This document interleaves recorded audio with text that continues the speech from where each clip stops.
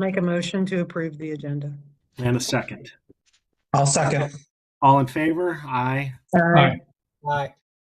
All right, that passes. We're going to go ahead. We need to approve the minutes of the past meeting now. Normally, it was just a recording, but we do have meeting notes that have been published for that meeting as well. So that we do need a motion that the recording and the meeting notes of the APFO, the WebEx APFO on June 4th will be approved. So I need a first and a second. So moved. Second? Yeah, I'll Second. second it. Yep. Yeah. And any more discussion on that? I know there were some exchanges, but No. okay. All in favor? Aye. Aye. Okay, that passes. So we'll move on. Thank you to Lisa and Linda who worked together, but primarily to Lisa, who's a volunteer like the rest of us, to kind of pull together all of the remaining motions that have been sitting back on the back lot, which she consolidated and grouped really nicely for us. And that's really kind of where we'll be going tonight. I use that to come up with kind of a rank order of where we're going to go with it tonight. But I do want to start with the issue of calling this the UPP.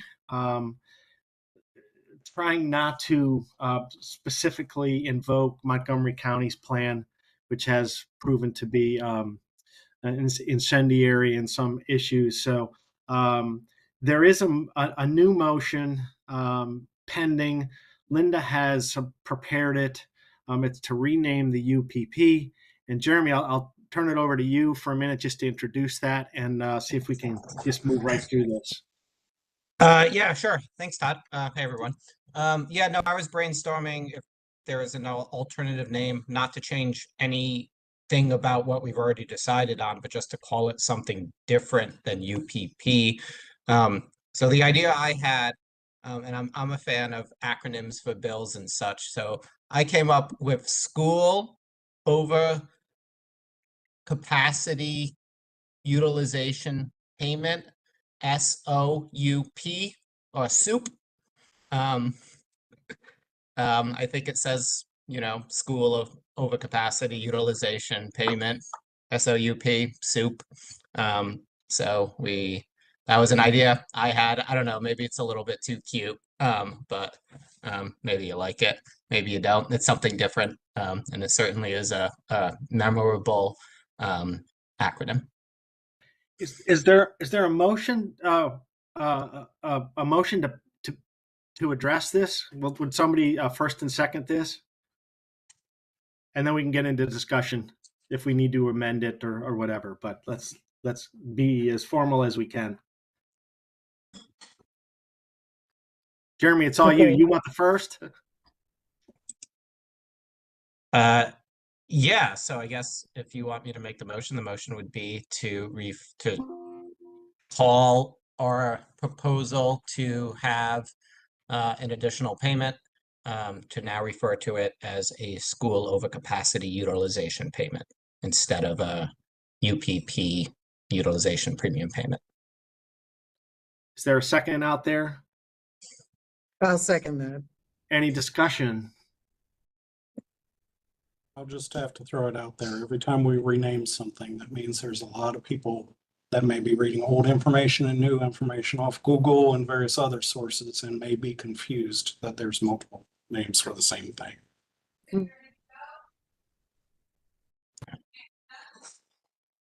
Jen has her hand raised. I don't know if you can see that, Todd. I cannot. So if you can monitor that, or if I don't know if Lisa, if you can hear, but okay, go ahead, Jen. So I don't have a problem with calling it soup. I don't have a problem with calling it anything. But I'm unclear as to why we need to change it. And just because something ignites passions, like the name, it's going to ignite passions no matter what. People are going to be opposed to it for reasonable reasons, and people are going to like it for reasonable reasons and unreasonable ones. But I'm unclear as to what the driver is to change it. Raise my hand. Go ahead, Laura. Yeah, I was gonna raise my hand. I'm just trying to figure out how. So part of the thing, that Todd was saying is that what we're proposing, although it might be similar to Montgomery County, it's not exactly like Montgomery County. And some of the folks, I mean, outside of our committee, like outside of like I was at a presentation with some people from the county council who are already aware of, what we're doing. And even as they introduced it to the group that I was just, sitting in the audience, they said, the Montgomery County UPP. And I think what we need to do is cut that tie. We based it on what, an outline of that, but it's not the Montgomery County UPP. And I think that until we do something to step away from that, we're going to constantly be running into that. And that's not an accurate representation of what we're putting forward. Yeah, and I'll just add something real quick here. In discussions with the county executive's office, they wanted from us, which I provided, a summary of what ours looks like as compared to Montgomery County's, because a lot of people react negatively to the fact that there's we started our model and it looked somewhat like Montgomery County, but the differences are pretty profound, particularly with respect to the percentages associated with it, and the baseline model that's associated with it, meaning the baseline school surcharge that our plan provides. So the intent is just to make clear that this is not Montgomery County or Montgomery County Light. This is Howard County's model, and it's based on Howard County's numbers, Howard County's utilization percentages, Howard County's school surcharge or school surcharge plan that's currently in place. So it's different from Montgomery County in a lot of material ways. And I think we want to make sure that we're not just called, oh, well, that's the Montgomery County plan. It's really not. And this is just one way to continue to distinguish the two plans from one another. That's all.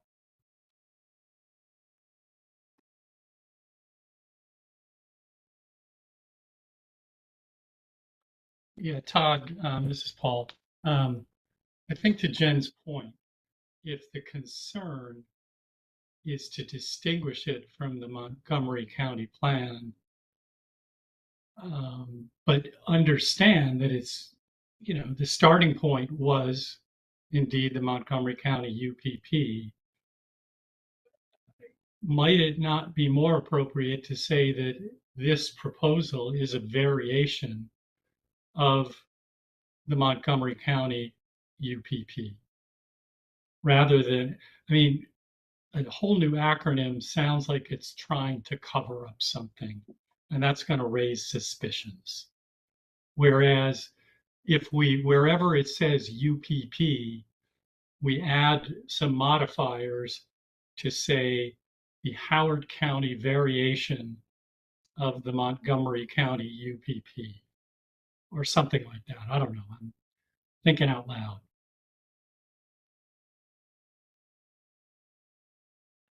Anybody else?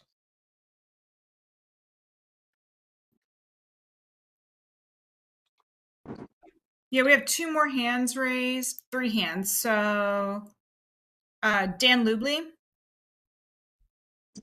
Sorry, I don't have my video on. I'm traveling while doing this, but my perspective or my understanding is I understand people are saying the Montgomery County UPP, and that's what's catching. I don't think that's their true issue with this. I think that's just them latching on to something.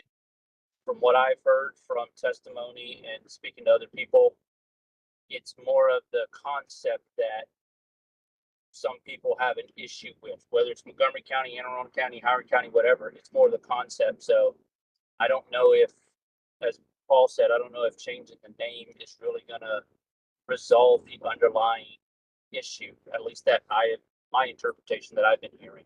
So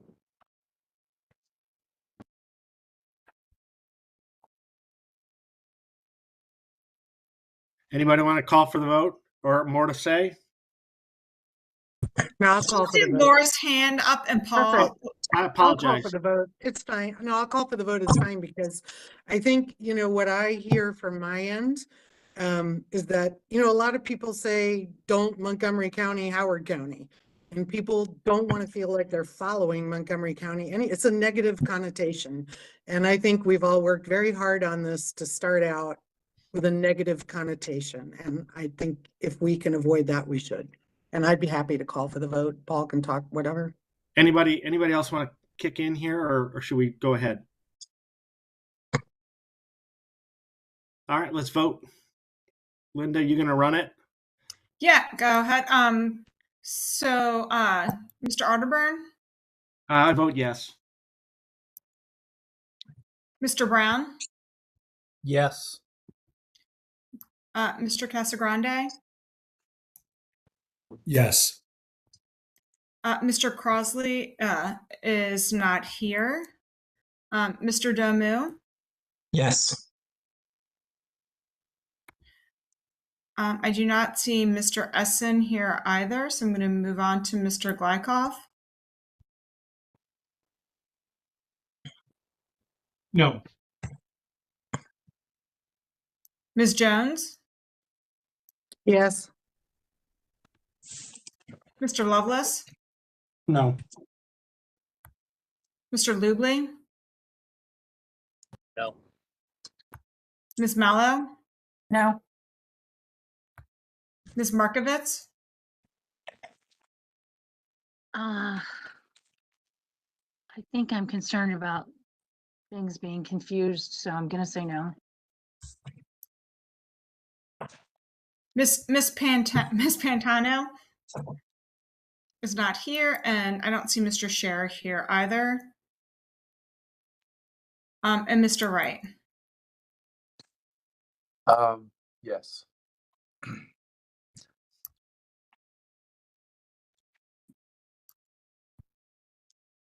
Uh, 6, and I believe the motion carries. 6 in favor. How many do we have? 1, 2. We have 11. That's 6. Yeah. Yeah.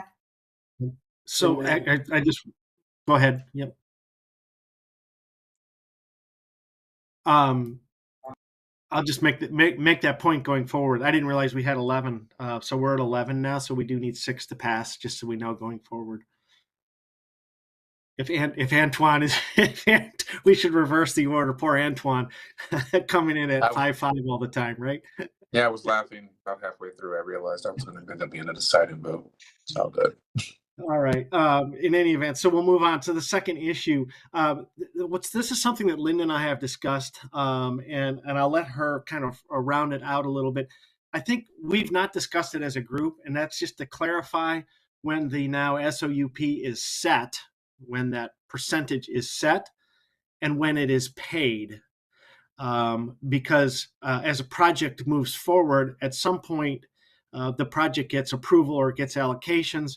And the question is the SOUP set at that point, or is the SOUP set at some other point, including it could be theoretically all the way through to when the building permit is pulled? So that being the case, Linda, I'm going to just turn it over to you to talk about what the options are there and whether there's any need to actually have a motion to clarify when the payment is set and when the payment is paid. Sure. So just a couple things. This gets a little bit technical into the plans process. So when we have development plans come through, at the point which, depending on what type of plan that you're processing, whether you're subdividing or not, plans are tested at either technically complete or our sketch plan process. So during that point in time, what happens is, excuse me for 1 second. There's some talk in the background. I don't know who's, somebody needs to mute. Go ahead, Linda, I'm sorry. Yeah. Sorry about that. Yeah, so what happens is during that point in time with that particular process, when our current allocations are given and that first test comes up, then typically if a school is closed, for instance, they go into the weight bin. So that's when we would look to freeze then and solidify what that payment is. And that is the process we'll be following too for the new TOD legislation that just went through from Christiana Rigby, CB 14, I believe, or CB 18. I'm sorry, I'm probably getting the legislation number incorrect, but I think that the correct path forward would be to freeze the payment then, and then that payment will be frozen but paid when the building permits are issued. So the utilization premium payment, when they would go to get their allocations, because allocations are issued then too. So the first test, if you recall, is allocation. The second test is whether the school is open or closed. So now the second test would be, what tier are you in? So first test, allocation. Second test, what tier are you in? So that would be determining what their payment is. Then at that point in time, when you determine what their payment is at that sketch plan or technically complete, that is when you will be frozen, so to speak, or your payment will be set. That payment then would be issued at the time your building permit is issued. So if you want to, we could memorialize that in a motion to the recommendation, but that would be the typical process that is followed. Does that make sense? Or is there any clarifying questions? Well, I mean, you and I discussed this, Lynn, and I brought it up because I was concerned that there could be some ambiguity as to when the payment level is determined rather than when it's paid. And I think it's important that we are clear that it's done at allocations. The payment level is determined at allocations. And it could be another chart later or two charts later before they actually file for a building permit. So it could go either way, either against or for the project sponsor between the issuance of the allocations and the filing for the building permit, depending on what happens with the charts over the intervening period. So I thought it was important to make sure that we're clear on exactly how we're establishing this. And that establishes certainty for the community, for the school system to know what they're getting and what the developer has to pay. So I think all around, just knowing when is very important. Todd, What could change? Wait, hang on one sec. Wait just a minute, Paul. I think Dan was into something already. Was that you, Dan? Yeah, I just had a quick question. So can we get clarity, when is the school surcharge fee determined on a property? Because if that is not done until permit, and this is on top of the school surcharge, but it's just earlier, now we're going to have two different payments required by a developer at two different times. No, in fact, the school surcharge is paid now at issuance of building permit. It's part of the fees that you pay to the county when you go in and file for your building permit. This would be the same. What we're really doing is talking first about how the premium is when the premium gets locked in, I should say, to be clear. You wouldn't pay it until you actually go to file for your building permit. So you're right. The school surcharge could go up if it's a year later or 2 years later, and there's an inflation adjustment to the now $8.15. It could go up, but that goes into the hands of the project sponsor, the builder or developer, because they're the ones who, once the allocations are issued, they're the ones who control how quickly they can get to actual building permit application. So if it goes from 815 to 9, let's say, and the search and the utilization premium is 25%, then it's 1.25.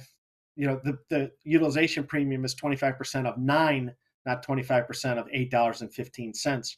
So that always tracks with the primary school surcharge, the percentage extra. But it's that percentage extra that's locked in as of the issuance of the allocations. All right, okay. it just, for me, if the percentage is based on the school surcharge and the school surcharge is quote unquote locked in or determined at a certain time, to me, there seems like a disconnect. And I understand what you're saying about locking in the additional, but there's a disconnect of having the payment for a development that's based on another payment for the development determined at different times, but then paid at the same time. There's just a lot, for me, financial logic there. Well, the issue though is even now, since the school surcharge is based on the square footage of what's being requested in the building permit, there's no way to know exactly. So if it's a 1,000 square foot unit and it's $8.15, then it's, you know, $8,000 or $8,150. If it's 3,000 square feet, then it would be 3 times that. So there's no way to collect. There's no way to set and collect the utilization premium prior to the filing of the building permit. There's no way to collect it prior to the filing of the building permit, because the filing of the building permit is what determines how many square feet that unit is requesting.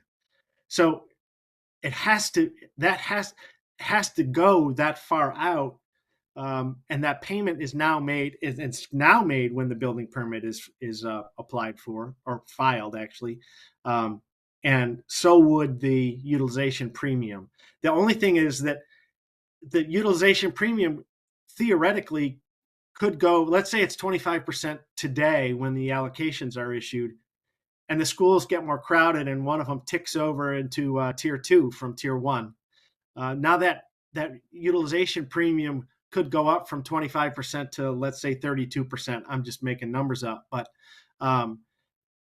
or it could go the other way. A school could be at 106% in tier 1 and fall to 104 and not have any tiering at all, and it would be relieved completely of it. So the issue is just, when do we set the date whereby the percentage extra is determined?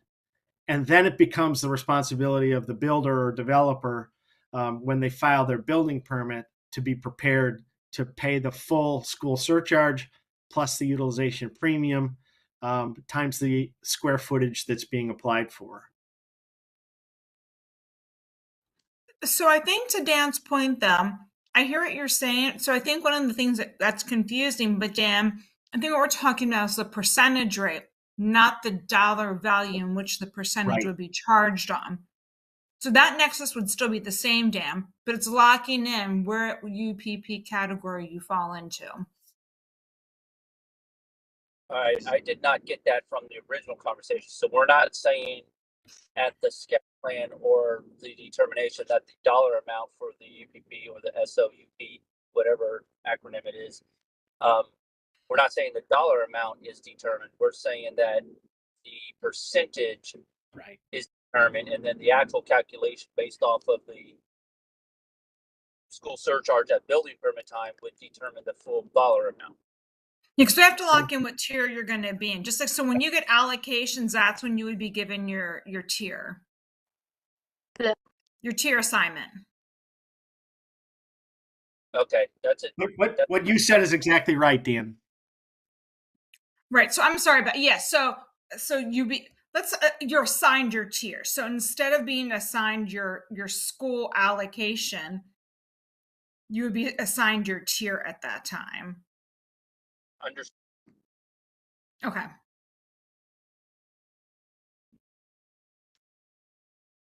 And I'm not sure if people have had their hands up or down. So I see that Lisa has her hand up. Oh, hi. Sorry, I had audio issue for a sec. Okay, I think we're talking about maybe 2 different things, and you've been trying to clear that up, which is great. I do not think that we should freeze a tier determination before we know a surcharge upon which it's going to be based. So like, whenever the surcharge is charged now, that's when the charge should be charged. But the determination of what that surcharge is going to be would be when the square footage is known. And when the square footage is known, that that timing that exists now should also be the timing of determining the tier. I mean, there's got to be some rationale as to why the timing was chosen for lots of reasons as to when you have your square footage and when you're about to have impact and implementation in the project. And I don't think it makes sense to freeze a determination possibly well prior to figuring out your square footage of what the surcharge is even going to be, upon which the tier is going to be based of how much that is. I think it makes sense to do the determination and the payment timing exactly when it's done now. Thank you.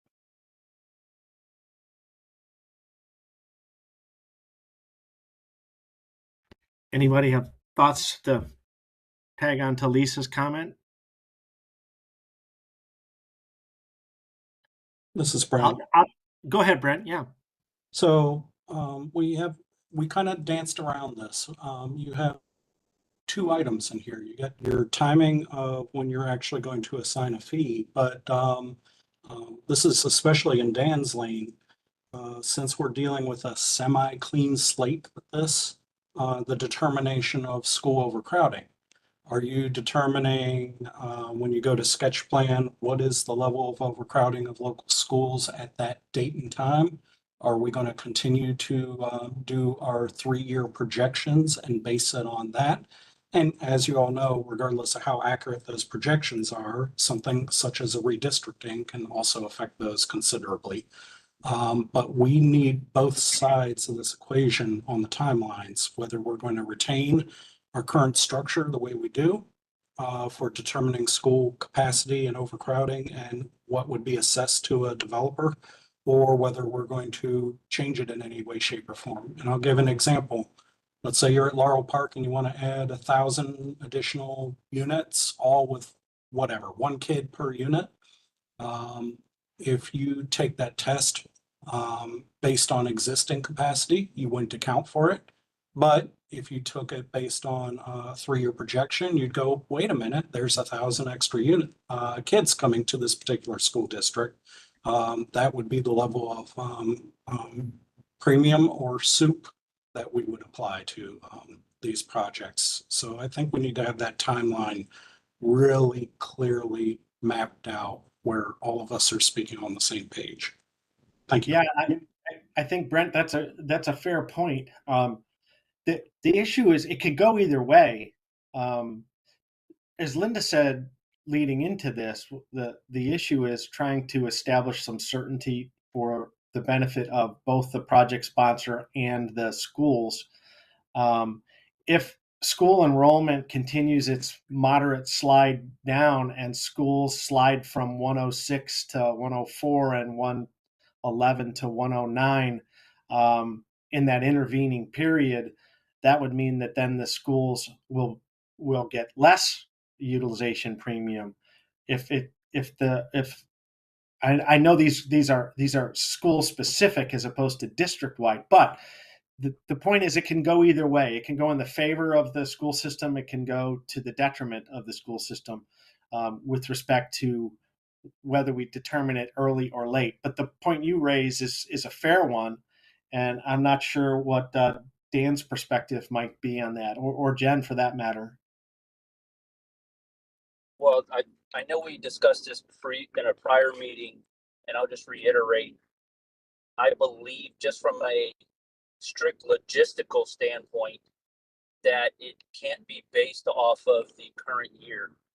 No development can snap its fingers and be done now. So the impact of that development per year, which is why the current APFO has a future year as a test year, and that should be maintained at 3 years, or we can discuss the timing, but it should be a future year test, not the current year test. Yeah, and that we specifically did that. I mean, we're not changing the timing of that. I think that was part of one of Jen's points earlier on that we voted on. So we're not changing the charts. They are still 3 years forward looking, and they are still local rated capacity. So those aren't changing. The mechanics of that don't change. This is only with respect to when does the percentage surcharge get not assessed, but established.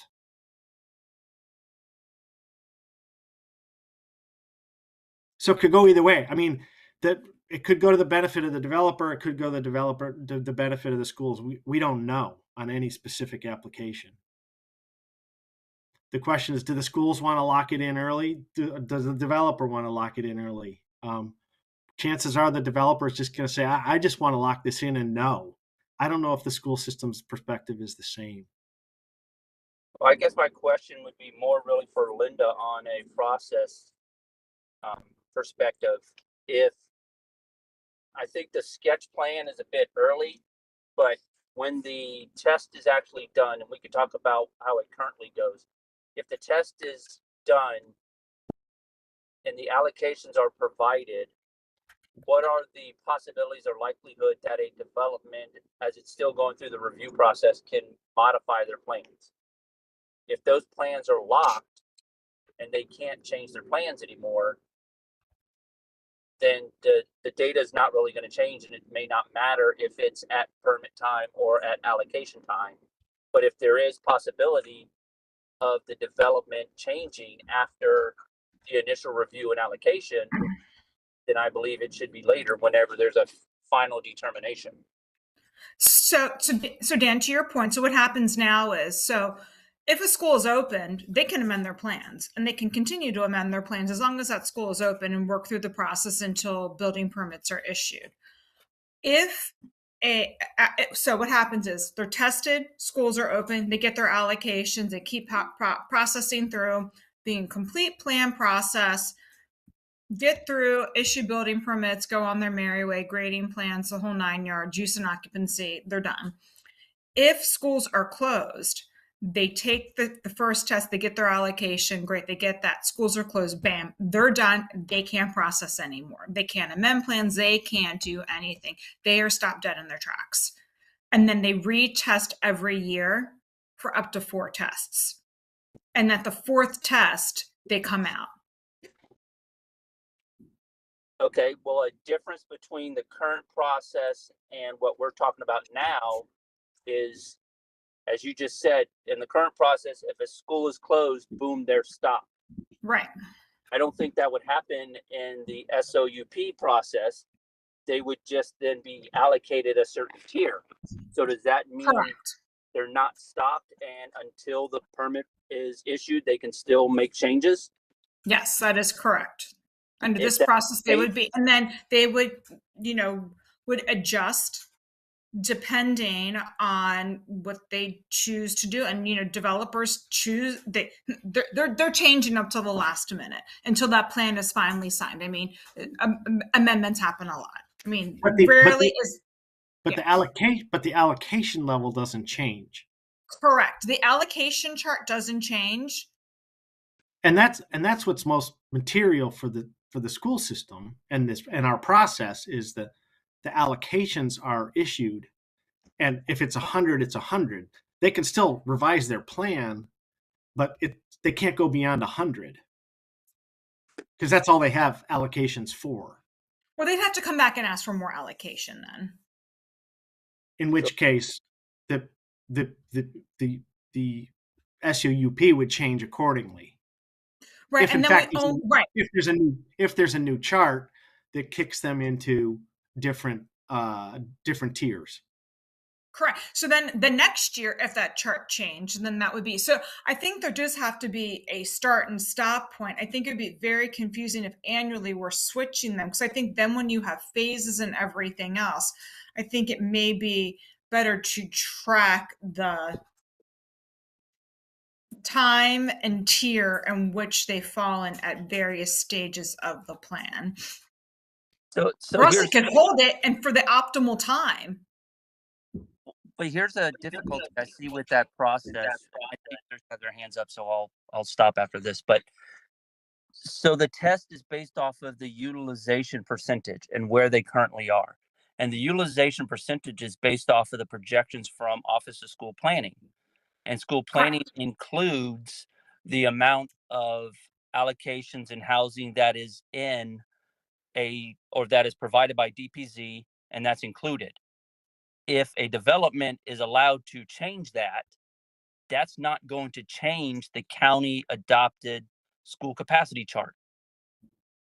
So there's no way to potentially say we've gone from 104.9 to 105.6 if they in their process are coming back for additional allocations. Because that school capacity chart is adopted once and it's not updated annually, or it's not updated throughout the year, it's just one time the next year. So But the allocations are different. So the allocations are, as you know, that companion piece that issues the amount of units annually. So they could come back and ask us for potentially for more allocations. Understood, but the Right. tier, which is based off of the utilization, would not be changing no matter if they came back and said, give me 100 more allocations. The chart that the board and the county council adopt would not be changing at that point. Therefore, their For tier. that year. Correct. For that year. It could change the next year though. Okay, but we haven't talked about that. So if they're locked into a tier and come back, do we say, nope, you got to wait till next year to the next housing chart? Or do they get a new allocation that year based off of a capacity chart that's not going to change until next year? So it's a timing issue, and all variables are not going to be updated at the same time. And well, the allocations and the percentages would be, so they would have to make, that's what we do now. We make them wait.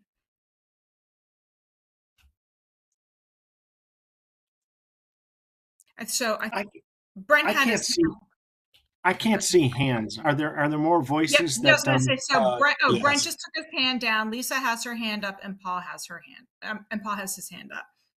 Thank you. So we're dealing with one-time mitigation expenses, the fees.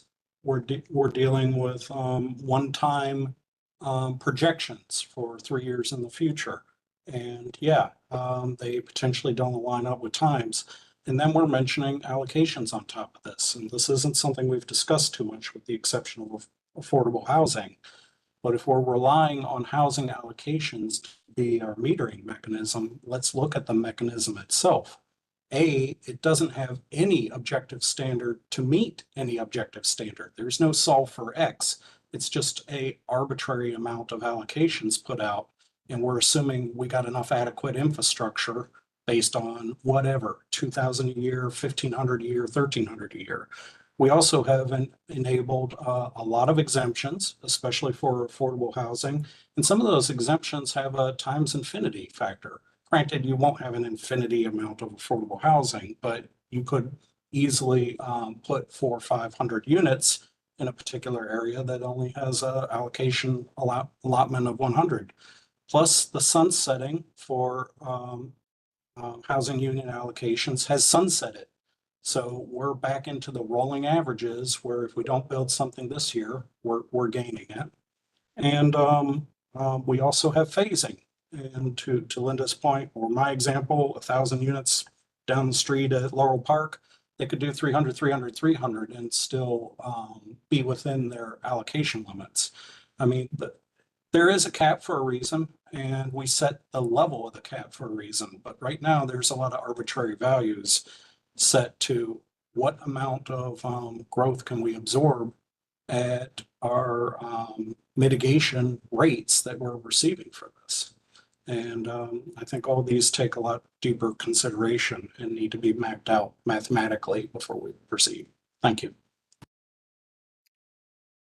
Paul, I think you're next, right? Yeah, I just wanted to clarify, by setting the percentage of adjustment early, I guess the benefit there is that the developer then understands what they're in for to a degree. They don't know what's going to happen to the school fee, but they do know what the percentage is. Does the developer then still, until the permit is pulled, have an option to pull the project altogether? Or would they do that? Because then essentially they're forfeiting this, paying the fee. So trying to understand, I can see how the developer's risk is mitigated the more information you know, the sooner you know it. That's good, and you're going to proceed. If I mean, it was done at the same time as the fee is charged and paid, would that inhibit a development from happening? I mean, developers can pull projects at any time. They can stop the process, and then, you know, depending on where it was or how they do, you can reactivate plans. And then depending on where you are in the process, certain things are grandfathered in, certain things aren't grandfathered in, because you know, so it just kind of depends whether it's beneficial or not to reactivate a plan. Certain things, depending on where the law is, you have to catch up and do a lot of things to catch back up again. Sometimes they just scrap them and submit an entirely new plan altogether. So it varies. Like whether it's to their benefit to reactivate with the exact same plan years later, to stop, start, if that's what you're getting at. Yeah. But they can pull a plan anytime. They can stop a plan. They're not compelled just because you started something.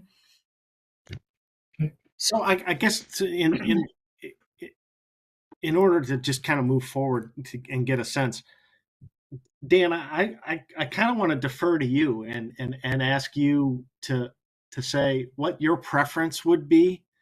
Would you rather wait and determine what that utilization premium is going to be at building permit, or would you rather determine it at allocation? Those are the options.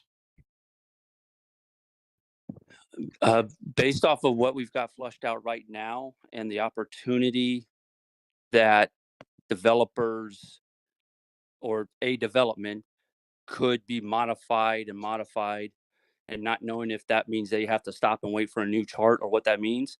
Right now, I would have to say at building permit time. Do we want to move that? Do you want to move that? I'd like to say something. I've had my hand up for a while. I'll be brief. Sorry, Lisa, I Apologies. didn't see that. Thanks. I have a suggestion for a compromise that might make people happy. Because the current system is choosing to do both how the surcharge is, how much it's going to be because of the square footage and the inflation index is at permit, and the payment timing is at permit, which is closer to your impact time, because the county's chosen to do that with the current system. And the county has also chosen to freeze certain surcharges sometimes and may do so again in the future. Why don't we leave the timing and the determination of the SOUP to be the same as the surcharge unless it's frozen? If the surcharge is frozen, then your SOUP can be frozen. And if the surcharge isn't frozen, then your SOUP is served hot.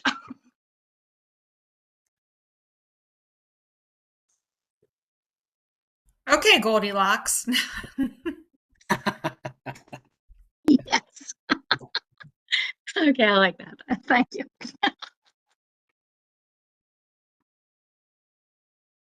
What's your sense on that, Dan? Yeah, sorry, I was trying to find the unmute button.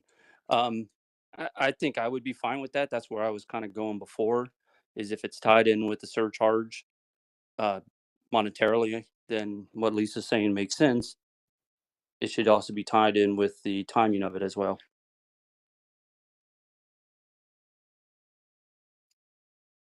So now that we've talked this to death, do we want to move that and then talk about it again, or just move it and then vote?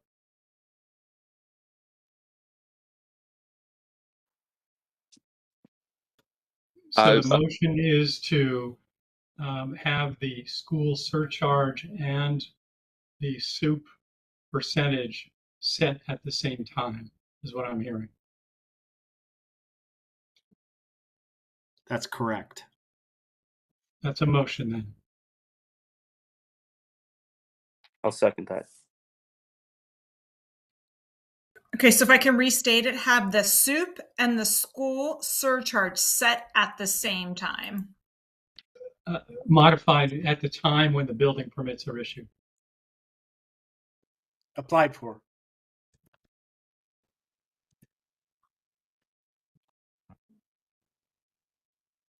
Well, that's when they're collected. Okay.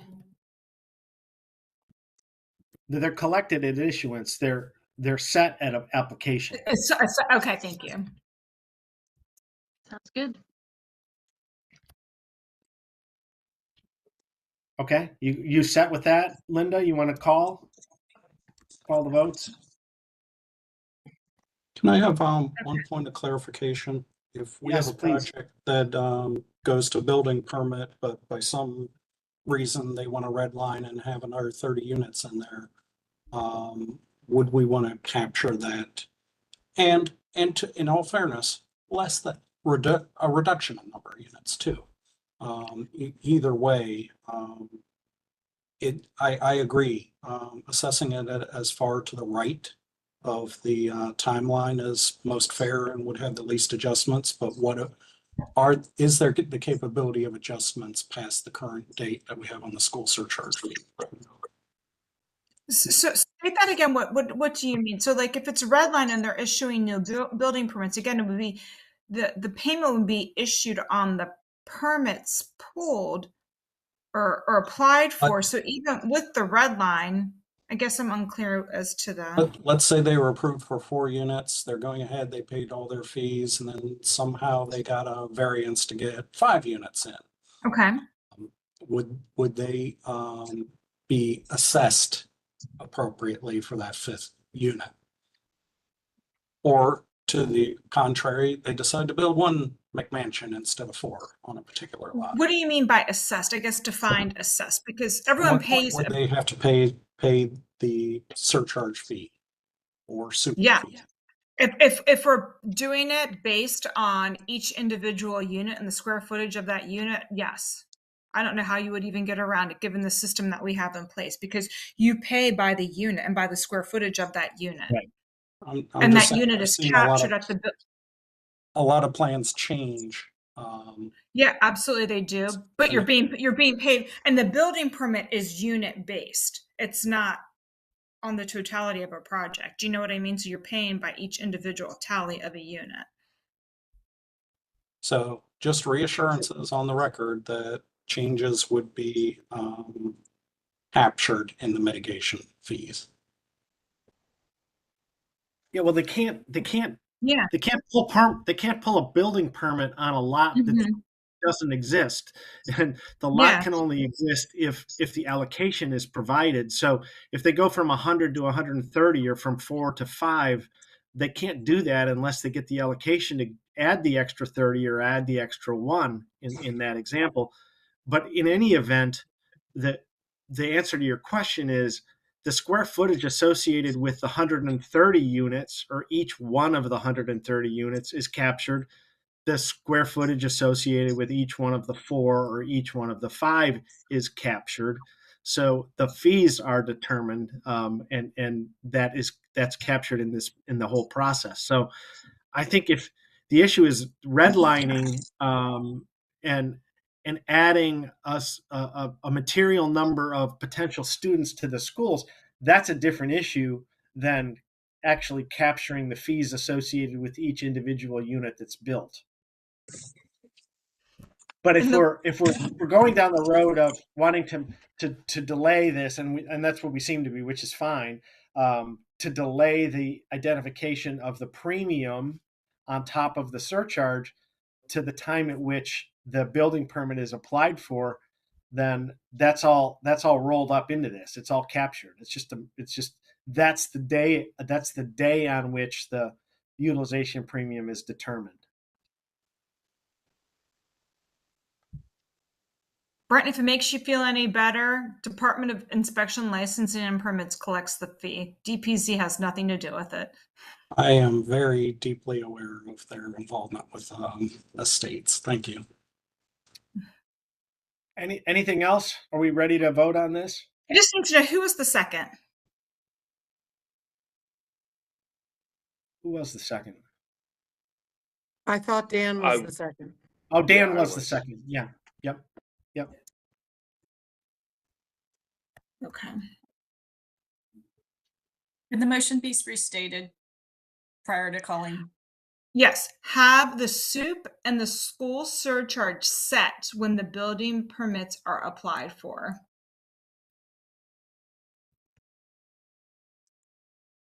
Thank you. You're welcome. Okay, so then I hear call for the vote. Okay. Yes. Mr. Alderburn, Yes. Mr. Brown, Yes. all right, Mr. Casagrande, Yes. all right, Mr. Crossley's not here, Mr. Domu, Yes. Mr. Glykov, Yes. Mrs. Jones, Yes. Mr. Lovelace, I'm not endorsing soup. I am endorsing a better way to run it if it wasn't able. Yes. Mr. Lubley, Yes. Ms. Mallow, Yes. Ms. Markovitz, Yes, Mama Bear. Mr. Scher, Yes. and Mr. Wright. Yes. All right, the motion passes. 12 Thanks, everybody. votes. That was a good discussion, and I'm glad we had it. And I'm happy that it's a unanimous vote. I didn't expect to take so much time on a unanimous issue, but I'm glad we went through it because I think we now all understand it, and we didn't before, so that's a good thing. Third item for tonight, Lisa, this goes to you on the student yield sources from new construction. And I know, Brent, you had this on your list as well. So I'm going to kick it over to you, Lisa, to introduce this and craft the motion if necessary. Oh, okay, thank you. Awesome. All right, so some of us talked about this at the last meeting, but just to remind people of the details, what I am asking for has to do with the section of the APFO ordinance already that requires information in the capacity chart report for information about enrollment sources of students. And currently that information is given that labels new kids to the system each year and then labels them from new development if they come from the prior year's occupancy permits. And that's done each year. And that is something that the school system uses. It labels things like that. And what I'm asking for is that in the capacity chart report, in where the school system is noting the new enrollment students from new development as being from one-year-old occupancy permits, to have the data provided to be 3 years of occupancy permit versus 1. And the reason why I'm asking for that is not to change the definition of housing in any other capacity. It's not to change how the school system uses any kind of data they so choose to use for their projection data issues. It's solely to get a piece of information because the community takes that percentage, takes that data of 1 year and mischaracterizes it as how many students are in the entire school system from new development. And it has even caused actual effects on policies, on financial decisions. I think it's one of the reasons why we got ourselves into such a hole when the fees were low, and the fees are much higher now. And that's probably not going to be a big issue going forward.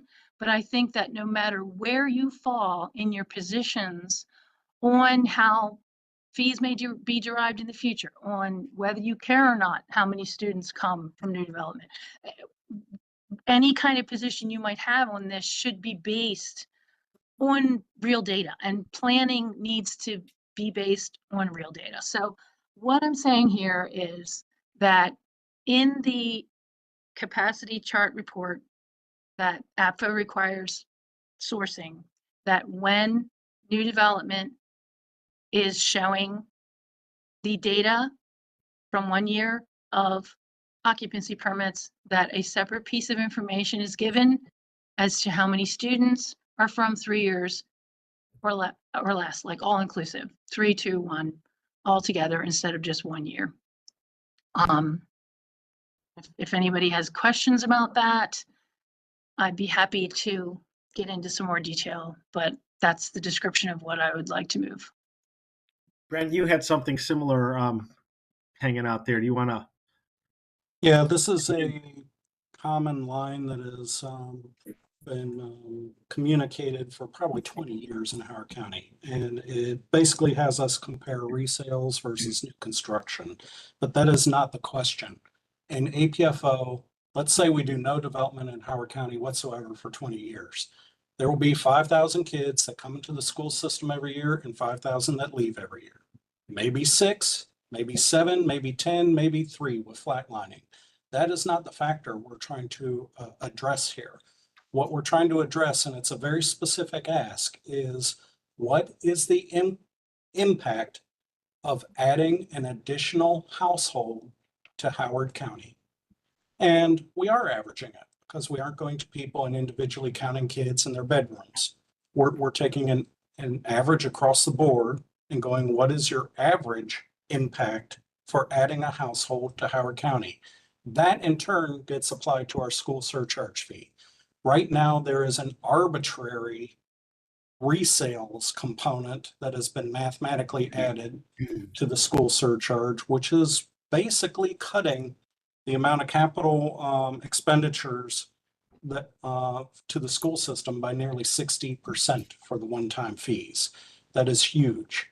It's an absolutely erroneous way of calculating our school surcharge fees. And let's turn this back around to what is the cost per seat in Howard County to add a seat in perpetuity, bringing X number of high school kids, X number of middle school kids, X number of pre-K, X number of special education students. Whatever that amount is, needs to be calculated very accurately and adjusted regularly, depending on market fluctuations, and applied to our school surcharge fee. And if it is absolutely backed by the Supreme Court. You're only assessing what their true impact is at market rates. You can't go beyond it and overcharge them, and it's fair. And it will recover a lot of our housing market too, because whatever we are not addressing via this method, we have to address via others, which is property taxes and income taxes, and either raising them to meet the level of expectation or lowering our quality each and every time in order to keep this artificial multiplier denominator in the system. So what I would recommend is that our school surcharge fee be regularly reviewed, set to market rates, and only include the impact of adding an additional household to Howard County. The other component, the level of overcrowding and mitigation there, that was handled under the wait times and school capacity charts. And it remains to be seen whether we'll keep that safety in there or not. But at a minimum, we need those fees to be dead accurate for them to be effective. I'm just so I'm clear. You're talking about something different than Lisa just talked about. I think so. Lisa, Yeah. Lisa's approaching it from a different angle. She's talking about. But she's looking for a provision. Go ahead. It's just a different methodology to address the overarching resales versus new construction debate. But the difference though is that maybe we can take 2 votes, because Brent, you'd have to tell the committee what your motion, how you would word what you're saying, because how I would like to word what I'm saying is, Linda, that today's document that has motion 31 on it, for me, as the suggested text document, that's what I would be asking for, which to me, it's just asking for a piece of information. It's Yeah, it's not data. actually changing anything. It's not telling people to use it in a certain way or to have new requirements or provisions or anything. It's just a piece of information I'd like to see added to that report. And I would like a clean vote on just that, because I think that has more of a chance of passing and getting just a piece of information that wouldn't be upsetting to people. And Brent, if you want to word your motion with what you're saying about the different points that you brought up about, surcharges, what they should mean, when they should be reviewed, I think you need to word that, please. I appreciate that. These may be able to coexist. Lisa, I agree with you. I don't want to clutter this. I think it's two different things, and I don't want one motion. I don't want either one of you to either benefit or suffer from an agreement or a disagreement on one element of this. But Dan, I want to go to you because I think Lisa's asking for information. I think Lisa is asking for information that you already capture and you already have to utilize in the preparation of your report. So I wanted to get your take on what she's asking for and if that poses an issue for the Office of School Planning.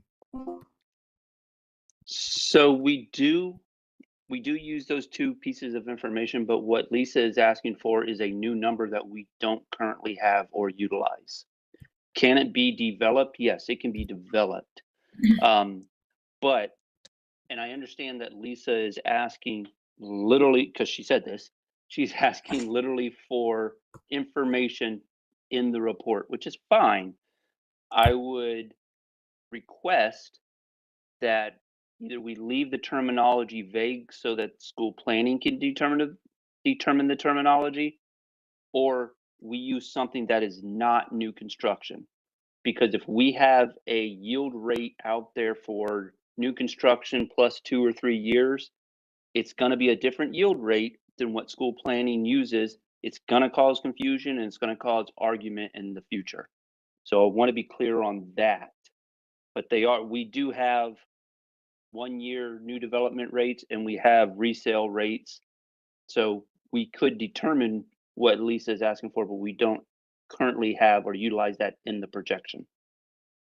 I would be perfectly happy to amend the motion to say that the new data piece would be labeled 3 years of occupancy permit, like that kind of label, Dan, that Okay. would be amenable to you. That would be fine with me.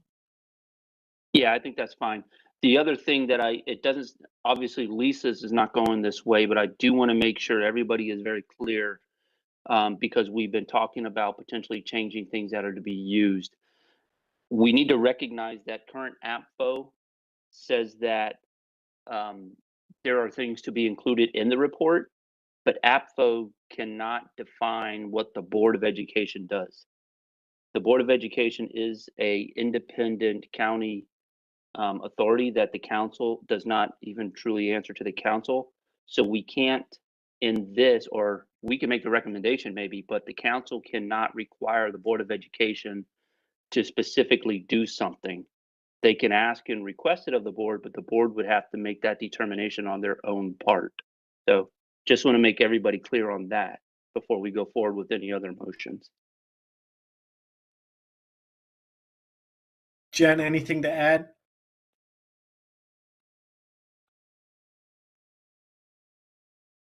Sorry, I was trying to unmute.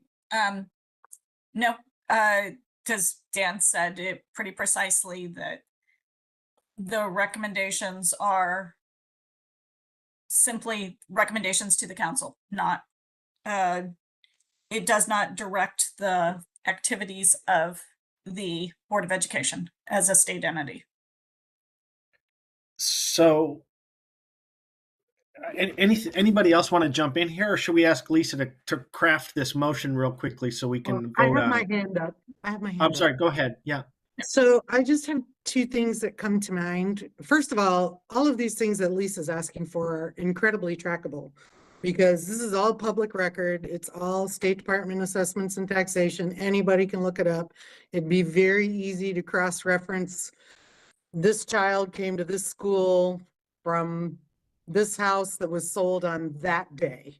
I mean, it is very easy. That information is out there. Maybe it's just a matter of creating a program, you know, to do those, because I know a lot of the state things don't talk to each other.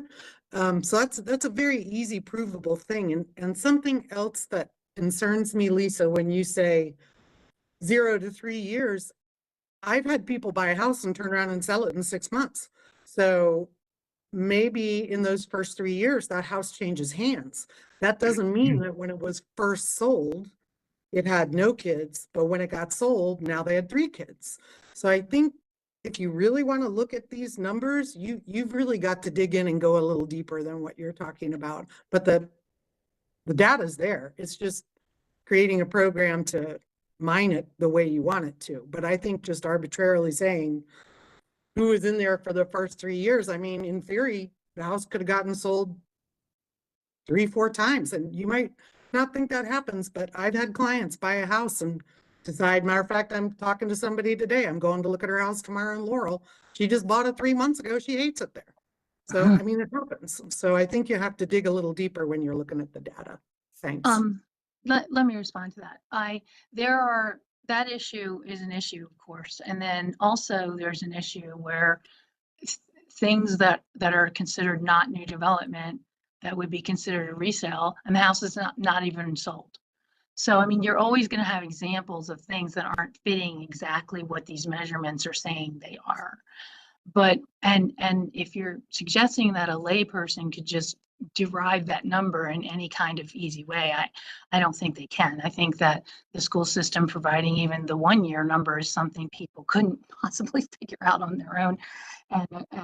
And so, I mean, I could get you that information tomorrow from Bright MLS. If you asked me to get it to you, I could get it to you. It's not.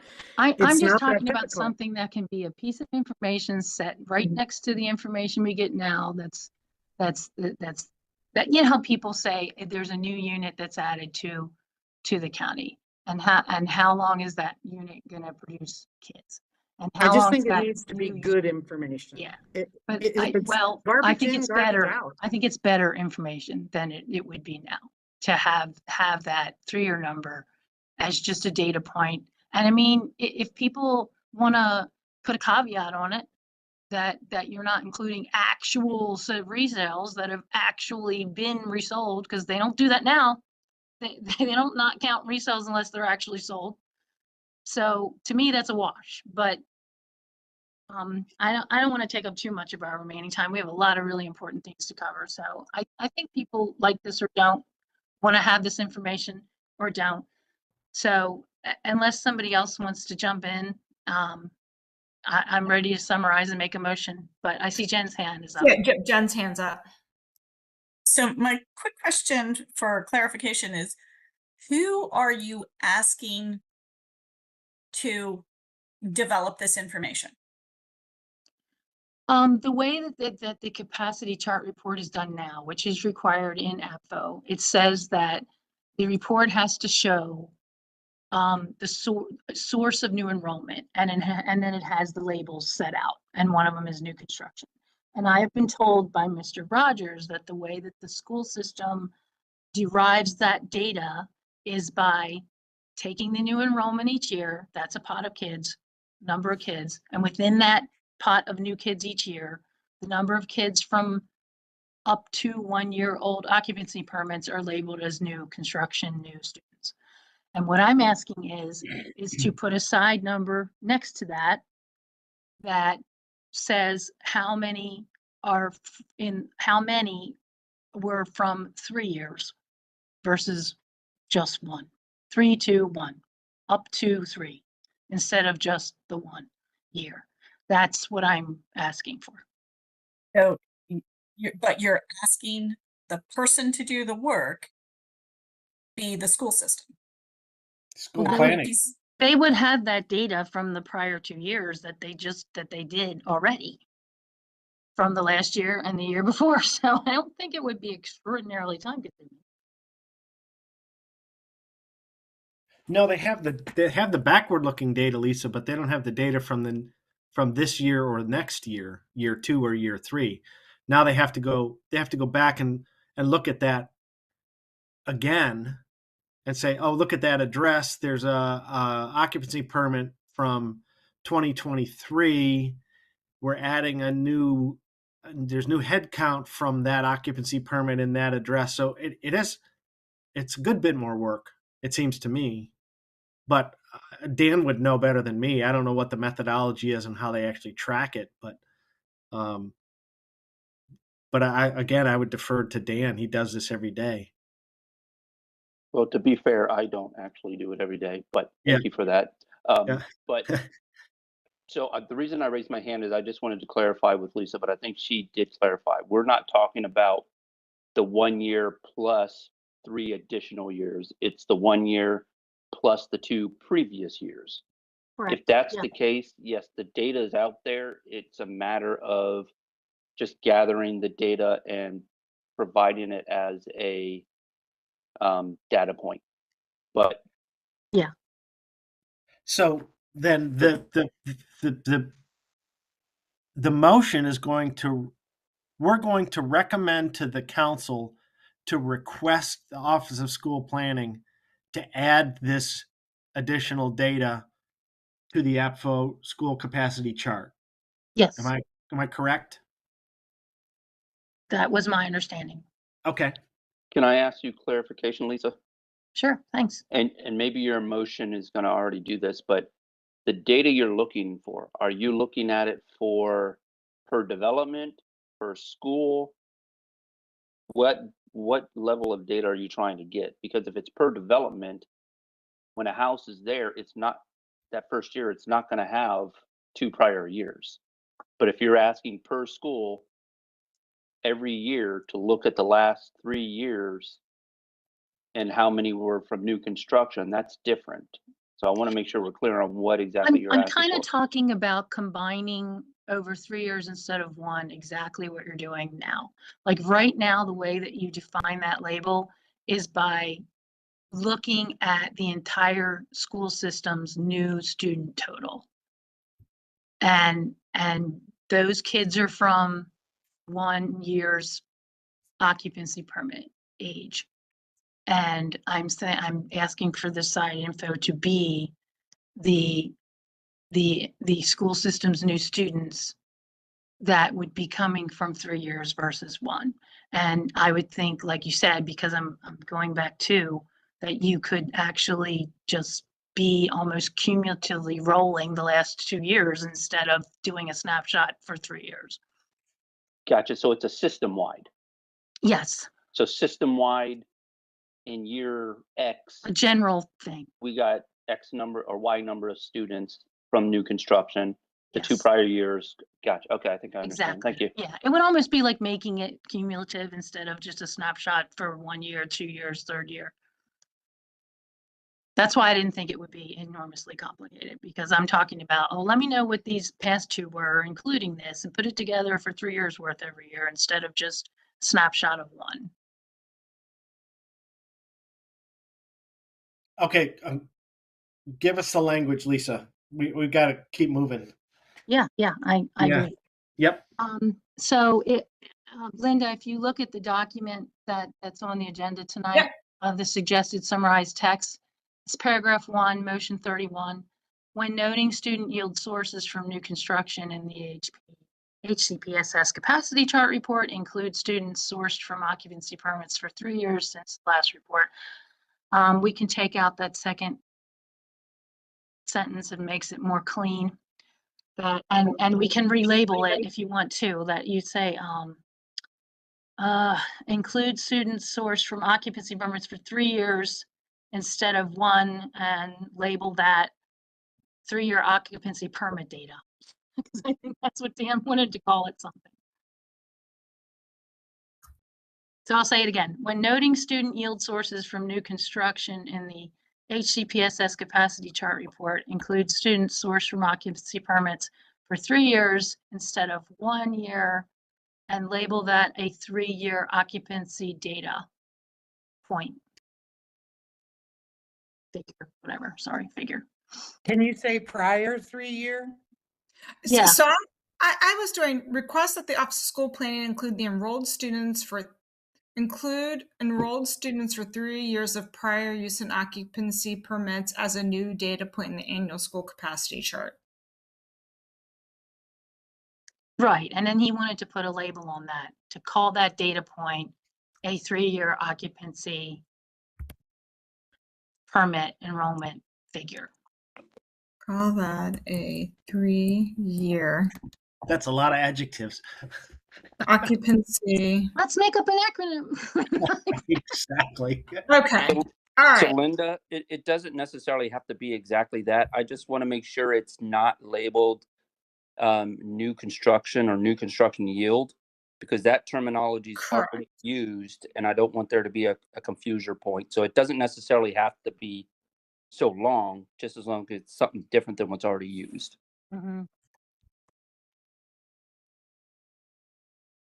3-year new student, 3-year permit new students, new students from 3 years of permits.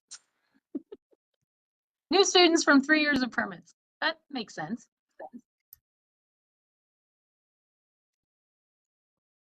3 prior years, because 3 years could be 1977 to Yeah. 1980. The most So I would recent say 3. 3 prior years, yeah. Yes, absolutely. Thank you so much. All right, Linda, can you read it back and then we'll start this process here. Okay. Request that the Office of School Planning include an enrolled student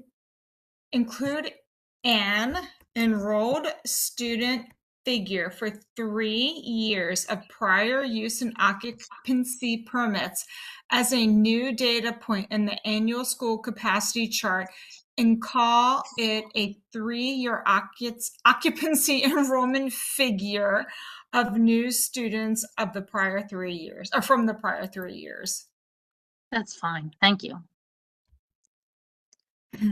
And Thank Dan, you for your patience. you're okay with that. Yeah, I mean, it doesn't really change the APFO chart, the test, or anything. Right. It's a data point, as Lisa was saying. And as everybody has said, it's prior data that's out there. It's just a matter of gathering it and putting it Yep. together. And who was second? Do we have a second? We haven't had a motion yet, but I assume Okay. Lisa, Oh, was that- you want to move it, Lisa? Yeah, I'll move that. What Linda had just done Okay. in the latest draft is fine. Thank you. May I ask one quick question? Yes. Let me ask Lisa, Linda, can you reread the motion? Okay, request that the Office of School, here, I can share my screen too. Let me just do that. While she's doing that, I'll add, my question's going down the route of making sure the year is clear, because the APFO chart, if you look at it, the first year is 3 years out. 3 years So forward, it's not right? clear based off of the current calendar or current fiscal year. People are going to think it's the test year and prior 3 years. That data is all hypothetical at that point because there will be no Right. delivery. So I just want to make sure we're clear on the actual start year. Whenever you're providing the 1 year now, the 1-year permit now, you would just be going back to from then. So however that's defined. Okay, so But request that's that what the, I'm saying, that doesn't work. Because 1 year, unless I'm thinking about this wrong, the 1 year, the yield rates that are provided, Mhm. the test year in the APFO chart is 3 years from now.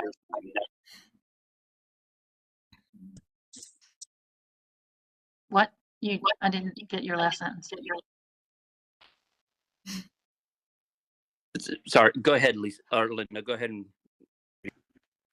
I was just going to say, request that the Office of School Planning include an enrolled students figure for 3 years of prior use and occupancy permits as a new data point in the annual school capacity chart, and call that a 3-year occupancy enrollment figure, new students from the prior 3 years. So really, it's just a data point. I think we can work out some of the details. And I think you get the gist of it, Dan, but that's basically the motion.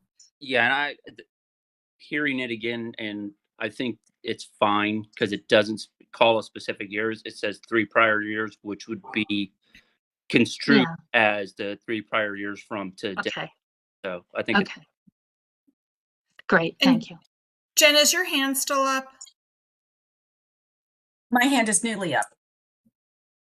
I just have one quick question, and that is really, to what end? This seems like it's, I'm not sure that there's, I can answer that if you want, because I kind of said it in the beginning. I'll say it again. What happens in the community through no fault of the school systems is that 1 year number that is provided is characterized as how many kids are in the entire school system from new development. And Superintendent Martirano a few years back even put out a press release once to say that that's not what it is, because it is constantly just characterized as that. People take that number that's in the report now, and they say, look, this is how many students are from new development in the school system. And, you know, we had the conversation at the last meeting about, like, esoterically why this was a concern, that, you know, a house isn't new for one year, and it's not fair to call a house new forever, but maybe it's not so fair to say it's only new for a year either. And we've heard from DPZ that how long it takes to populate the students from a new project that's often phased through. So it's like, I'm just kind of trying to put an extra piece of information in an official report where people are gleaning the mischaracterized stuff and say, hey, here's 3 years worth instead of 1. So maybe it'll take pause on mischaracterizing the school system's work. If we have that little bit of more information, that's my goal. Thank you.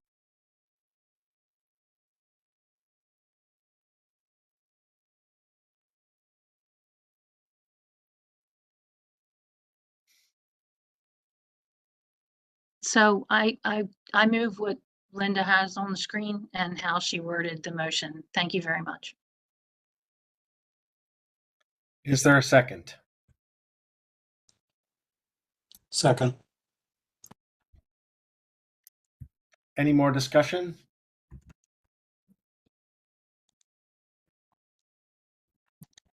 Okay. All right, let's go. All right. Mr. Arterburn? I'm going back to Jen's question, to what end? I'm not clear on it, and I'm voting present. Mr. Brown? I don't see how it can hurt. I vote yes. Mr. Casagrande? Yes. Mr. Domu? Yes. Mr. Glykoff? Yes. Mrs. Jones? Yes. Mr. Lovelace? Yes. Mr. Lubley? doesn't really change the process. I understand where Lisa's going with this. I'll vote yes. Ms. Mallow? No. Ms. Markovitz? Yes, thank you. Mr. Scherer? I think this is a good idea. I'm just not sure it makes sense as part of as an APFO recommendation. So I guess I'll vote yes. Mr. Wright? Yes. Okay, and the motion carries 9-2. Okay, Brent, back to yours for a minute. If I could ask you to put that new motion, that other motion together, Thank you. hang on for a second, for either for the end of tonight or for our July 9th meeting, because we have an agenda list of 13 more items to cover. I will, And I I will note this evening, and I already have it pre-typed so we can move quick, and it's worth $10 million a year to the school system. So I think it's the biggie. Just drop in the chat.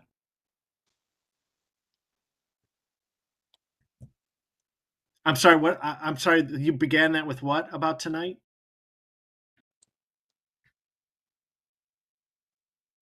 I already have it pre-typed and ready to roll for you. All right, let's take it. All right, I make a motion regarding the school surcharge fee. The school surcharge basis must be solely based on the impact of adding an additional average household to the Howard County Public School System, regardless of externalities. The impact is based on the current actual proportional cost per seat in the Howard County Public School System, mitigated using one-time fees progressively applied using a per square foot basis. The mitigation level shall automatically adjust with the inflation index, and basis values shall be reviewed yearly. This is actually almost identical to what's in play right now, with the exception of not artificially skewing numbers for resales.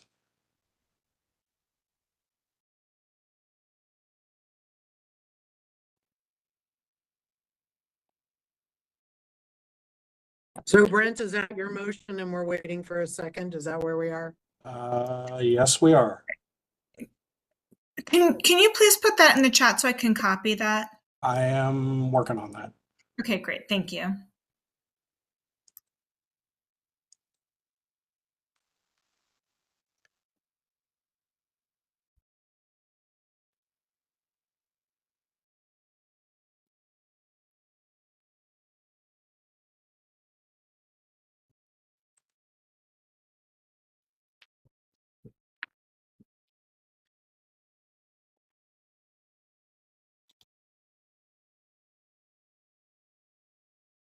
It's a lot of concepts rolled up into one, but they are presently in play. This is not too much different from our current school surcharge, which is currently collecting $16,762,656 a year for Howard County students, and is coming up $10 million short. Is there a second? I'm willing to second because the way I'm reading it, it doesn't seem legally different than what we're doing now. And the only thing I'm seeing new, because it says based on the cost, is the yearly review, which I think that's not a bad thing to add.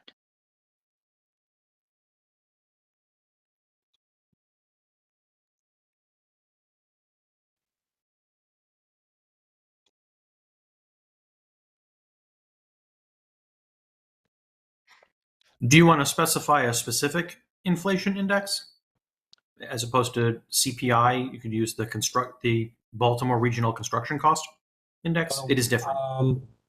Understood. I would say we go under the current index that our current surcharge is under, and I don't have that in front of me momentarily, but we're talking about this in concept. The current surcharge, I believe, is not the ENR. I think it is a CPI based one. It'd be nice if it were in the report they issue every year, but it's hidden.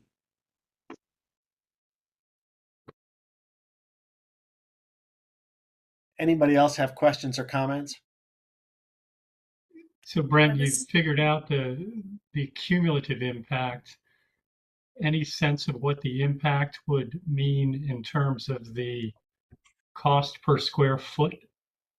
Does it go from $8 to 16 or? It's not that shattering, but there is a 60% differential. So probably, well, calculate it based on that. I didn't think it had actual 13. numbers in this because it said based on the cost. It didn't say how much The of the cost. The cost would change depending on the cost of construction, the cost of per seat, the cost of the amount of square foot to the number of families we have in Howard County. But that's just it. We're making it fair. But are you saying whatever the cost is to make that the surcharge? Because I didn't read it that way at first. Yeah, that's what I believe he said, is that to make the surcharge equal to the cost per seat, which has been something he said all along. that No, we no, need I to know that he implement. felt that way, but when we was first reading it, I thought he was saying to base it on the cost, meaning that people over the years could just use what they felt was an appropriate percentage of the cost. Mhm. But That's not how I now understood I'm it. just clarifying, is the motion saying whatever the cost is, the surcharge should be? Because Exactly. if that's the actual motion, I'm not going to second that because I just think that that's actually too high. Just to be honest here. Well, Well, and and that cost, for me, it also takes the control of the school surcharge fee again, where it has. I mean, not again. I'm sorry. It takes the control of the school surcharge fee out of the hands of the council and the executive, and it turns it into a formula. And I believe that the council and the executive have the responsibility to make those decisions on behalf of the electorate that sends them there. Yeah, And I'm I sorry. also would say that I just thought it was hard to determine too. Sorry, go ahead. it can't raise an extra $10 million if it completely cuts off any new home development. And if you raise the fee to, you're saying 60%, that would take $8 to $13. Then we're not going to get more development. well, you are hitting on one major component. This doesn't affect the rate of construction. If you apply your new SOUP UPP, this is the basis, which all of that is contingent on. But construction would be allowed to proceed unrestricted based on that recommendation. So this is just making sure that the money that is collected from the SOUP fees actually goes to provide adequate schools for the children. Can I So, ask, Mr. Arborn, we have some hands raised. So I just wanted to let you know that Mr. Demu has his hand raised, then Mr. Lubley. Yeah, I would just say like our committee hasn't spent a lot of time on how to determine what the school surcharge is. I mean, we've spent time considering like, well, that's going to be an input into how we calculate SOUP, but we haven't really like analyzed school surcharge. We haven't had any recommendations on changing the way that school surcharge is calculated. I do tend to agree with you, Brent. Like, I think considering the impact of what the actual cost per seat is into calculating that percentage. And I also think that recommending that the school surcharge be based on specific housing types. So like the school surcharge could be something for a single family versus an apartment versus a single family detached, etc. Like I think those are like generally good things that we could recommend doing. But it's a really complicated like conversation about like how we'd recommend changing the school surcharge fee. And what you've just proposed is a very specific way to do it that I don't think I would support. But like if we could have a more general recommendation to say, the council should investigate ways to improve the school surcharge fee so it does a better job considering the cost per seat and housing type. Something a little bit more generic that like we're recommending the council look at this thing again without specifying how they should change it. I would be able to get behind that. And keep in mind, housing type certainly has been floated up throughout these conversations, but per square foot is a likeness of that. In other words, small things pay less, big things pay more. So it is a progressive fee in there, and whether you apply it in the form of housing type or square footage really is irrelevant as long as the sum at the end of all of those items equals what the need is.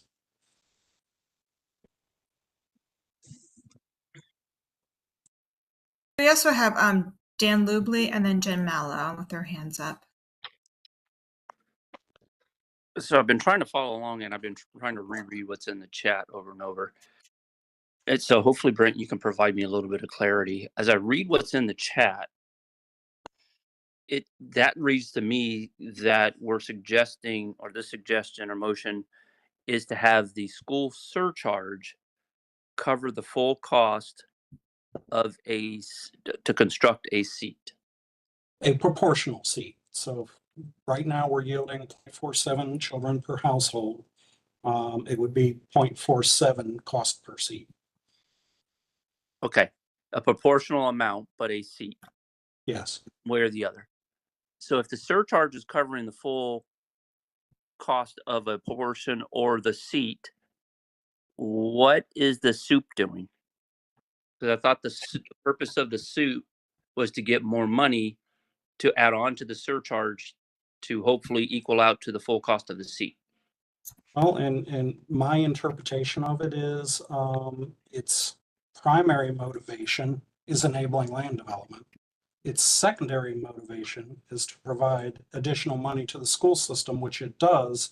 However, at the current school surcharge basis rates, we would wind up still in a negative situation where we're bringing in less income than we are acquiring expenses for additional capacity.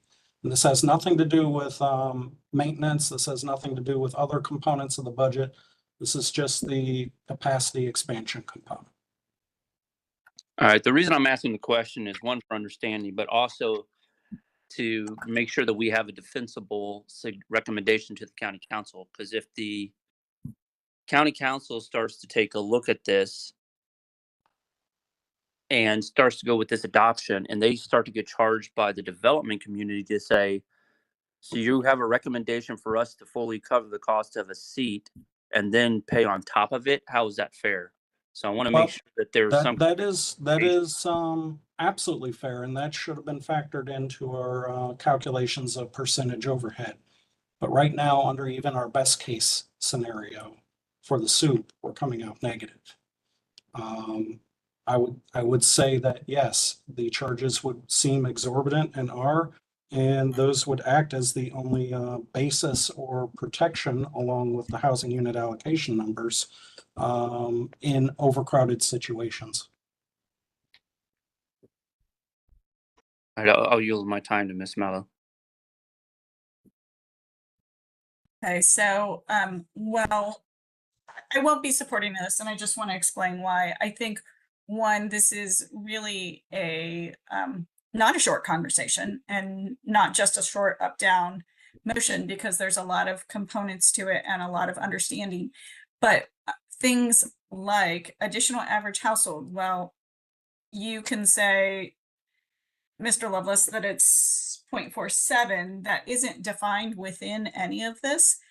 And there's so much of that, like there's wording in here that, regardless of externalities, I don't have any idea what that is referring to or means or adds to this. That means factoring in resales. Okay, but that's not what that says. It's not, because you could easily factor in something else similar to resales as a denominator to try to reduce the school surcharge. And keep in mind, this is just fixing the basis, the underlying school surcharge. It would apply whether or not you do UPP soup. It needs to be done either way. Is anybody ready to call for the vote? Did we get a second? Because I recall the person I thought Lisa I heard withdrew it. someone who seconded pulled it. I remember when we talked about this at the last meeting, and a lot of us thought that the soup was maybe not enough in an amount. And Paul G had talked about a compromise with regard to maybe we should have it higher, but it really wasn't the appetite to make it 100% of what the impact would be.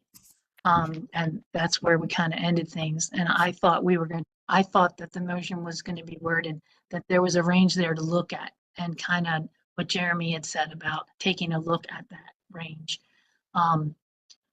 But I mean, I'll leave it so that we can get a vote going on it real quick, and done talking. But if you don't, Lisa, if you don't second it, we don't vote and we move on. Unless someone else seconds it. Correct. Point of orders, you can't withdraw your second. Yeah, let's She leave can it. vote it down. I understand. Let's leave it. I just wanted to express that I had misunderstood a wording in it, but it's fine to leave it. Thank you. Mr. Chairman, I'd like to call for the vote if we can, please. Let's go.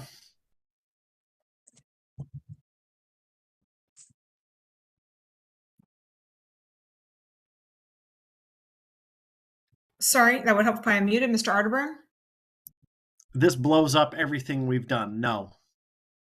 Mr. Brown, No. Mr. Casagrande, No. Mr. Domu, No. Mr. Glykoff, No. Mrs. Jones, No. Mr. Lovelace, I apologize to every student in the Howard County school system. Yes. Mr. Lubley,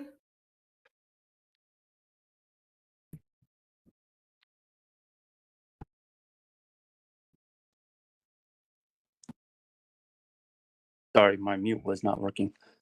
No. Ms. Mallow, No. Ms. Markovitz, I appreciate the thought, and I prefer Jeremy and Paul's notions, so I'm going to say no. Mr. Scherer, No. Mr. Wright. No. The motion fails. All right, let's move on. Lisa and Aaron have both raised issues with respect to the APFO review committee. It's sitting within 2 years of comp rezoning, which would add an extra review time period. And so I want to go ahead and turn that over to Aaron, either you or Lisa, to address. And one thing, we have a pretty good long list going here. I didn't expect that 3 minutes to turn into 15 or 20. I want to keep moving because, in fairness to everybody else, I mean, we have another meeting on July 9th. We have to keep moving if we're going to get anywhere. And so if you have things to add, let's add them with respect to adding to the conversation. If they don't directly add, then let's keep moving. So go ahead, Aaron. Thank you. Yeah, so I think my primary comment here was my understanding of how this is set now is the county does comprehensive rezoning every 10 years. And I think this committee has stood up, I guess, within 1 year, right, of the adoption of the comprehensive plan. And then another one happens, is it 4 or 5 years later? So like essentially, in a midpoint. So in a 10-year period, there is essentially 2 looks at this. And I guess my thought here is whether that maybe even should be, maybe not broken into 2 years, but every 3 years, so that there's 2 looks in a 10-year period instead of 1. So that was my thought. And at least I don't know if you had something different, but it just seems like only looking at this once between 10-year master planning doesn't seem like enough. Yeah, I agree. Thank you. I think I threw in just a couple words about comp zoning timing with the additional timing, because a lot of people feel that it's APFO's responsibility to implement the general plan, but it's not. It's comprehensive rezoning that implements the general plan, and APFO is supposed to, get the infrastructure balance figured out. So I think that if we like right now we're living this, that we're going to do this review, and they've delayed comp zoning. So it's makes sense to then have APFO looked at after comp zoning, which would not be that much far ahead. So I think timing it with comp zoning is really important. Yeah, and the one thing that strikes me, Aaron, and your point is spot on, but I mean, the master plan was passed a year ago. It's not even going to be taken up until the new council is formed. We're going to be 5 years. We'll be 5 years into the master plan before we're even looking at the comp rezoning associated with the master plan. And then we'll be starting the new master plan right on the heels of that. It's very disjointed. I agree that it would make sense for the APFO committee to take another look at this in the interim.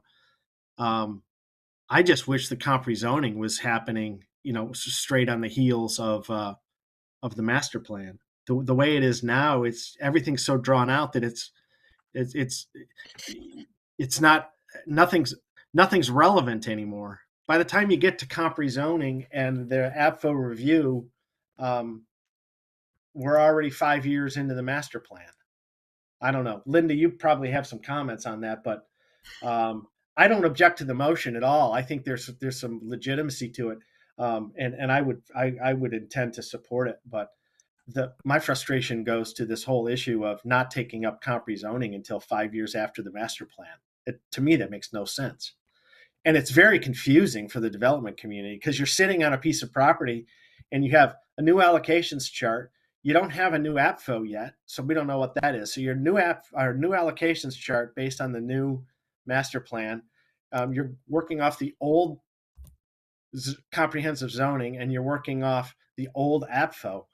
And you're looking at it and thinking, wait a minute, the comp rezoning should increase the density of my property that I want to redevelop in all likelihood in one of the targeted zones. But I'm just going to sit and wait because in 2 or 3 or 4 years, when they finally get to comp rezoning, I'll probably get a higher yield. And in the meantime, I'll just plod along with the project that I have, collect whatever fees I'm getting in rents from that project. But I'm sitting here trapped in the meantime. And I think that's it's a shortfall of the whole system, that all of this gets dragged out so long that there's no impetus for the development community to respond to the master plan. We're just sitting and waiting.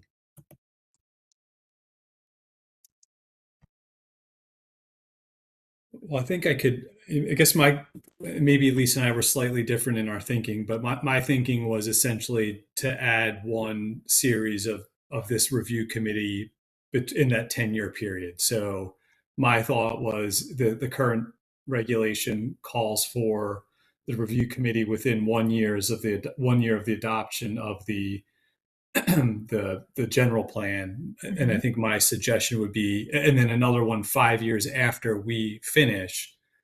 But I guess to simplify it, my thought would be to make a recommendation that a review committee is established in years 1, 4, and 7, so that in regular intervals between the 10-year master plans, instead of only having one look at it, there's 2.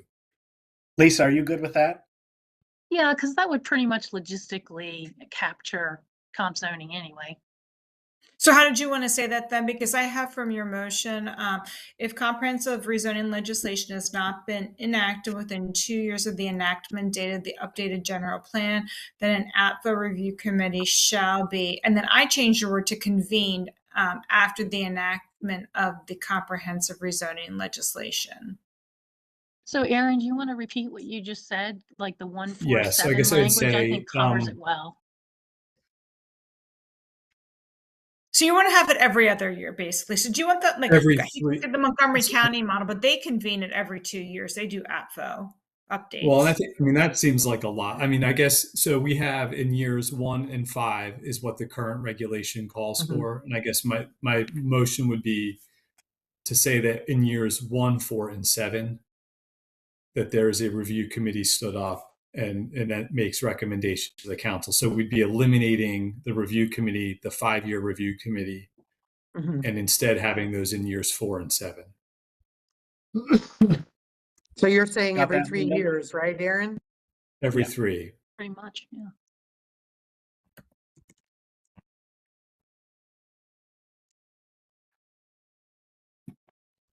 Do you want it Probably not. after a general plan or just every 3 years?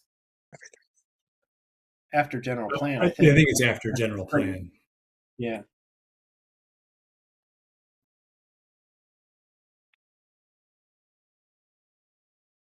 While Linda's typing it up, is there anybody that have more comments, or we want to call for the vote?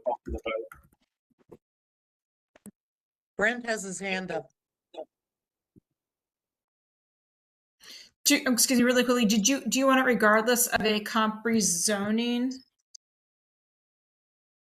Mr. Casagrande, do you want it regardless of a comp rezoning? Yeah, I mean, I think I don't even think we need to say that. I think it would just be, that there is a review committee established in the first, fourth, and seventh year after adoption of a master plan, or sorry, a general plan. Okay.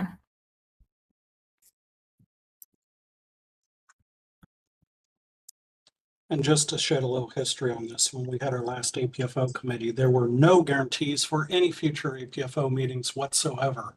We fought very hard, and they started with, let's only do it once every 10 years. We negotiated our way down to once every 5 years, but somehow the once every 5 years turned into some weird conditional, but it has to wait until after the general plan, which can be delayed for God knows how long.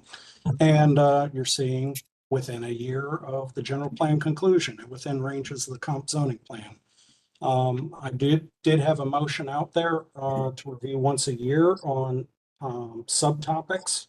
And quite honestly, this does need to be reviewed on a regular basis and more frequent, and with people able to handle that workload, be it a 2-year cycle or 5-year or 1 year. But it's definitely something that needs review. We're about to implement a lot of major changes, and it would behoove us to evaluate them and see if adjustments need to be made as well. Thank you.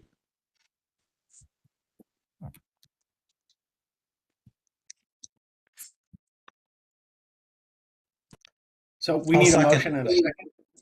Yep. I thought Aaron made a motion. I thought Lisa seconded it. All right. Yeah, that's fine. Okay, good. When you're ready, Linda, with the text, we can go.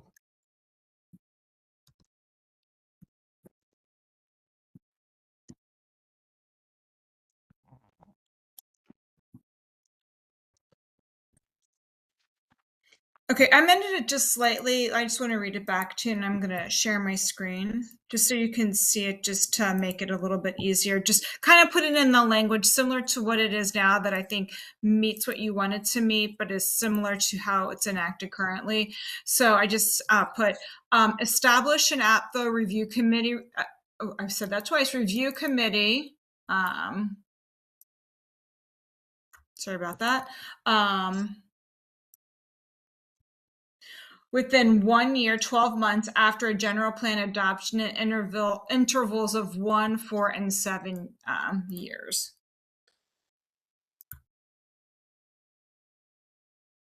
Could you change the last phrase to in every 3 years thereafter?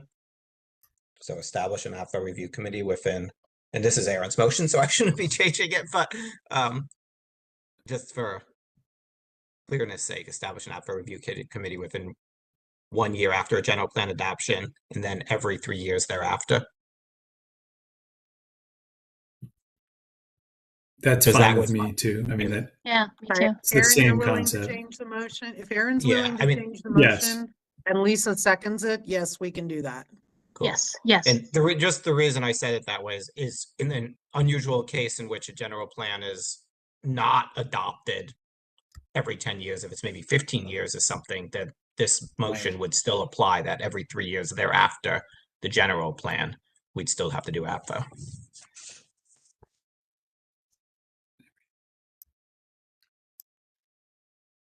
Okay. Yep. All right, let's go.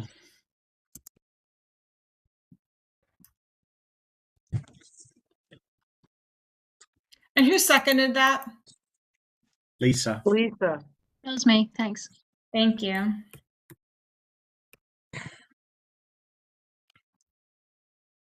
All right, Mr. Arterburn, Yes. Mr. Brown, Yes.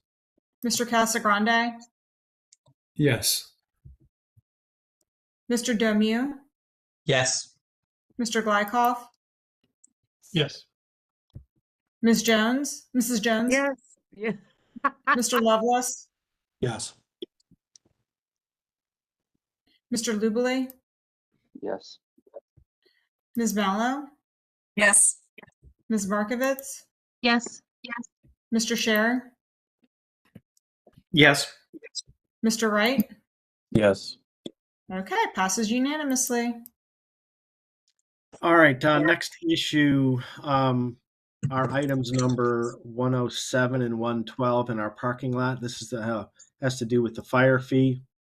Again, Lisa and Aaron are both behind motions or proposed motions in this regard. So I'll turn it over to either one of you wants to take this. Lisa, do you want to go? I mean, I think you've got some more, you flushed this out a bit more than I had thought it through. Okay, sure. Just pulling down. Okay, this was thought about with regard to only really large projects. Because there is a standard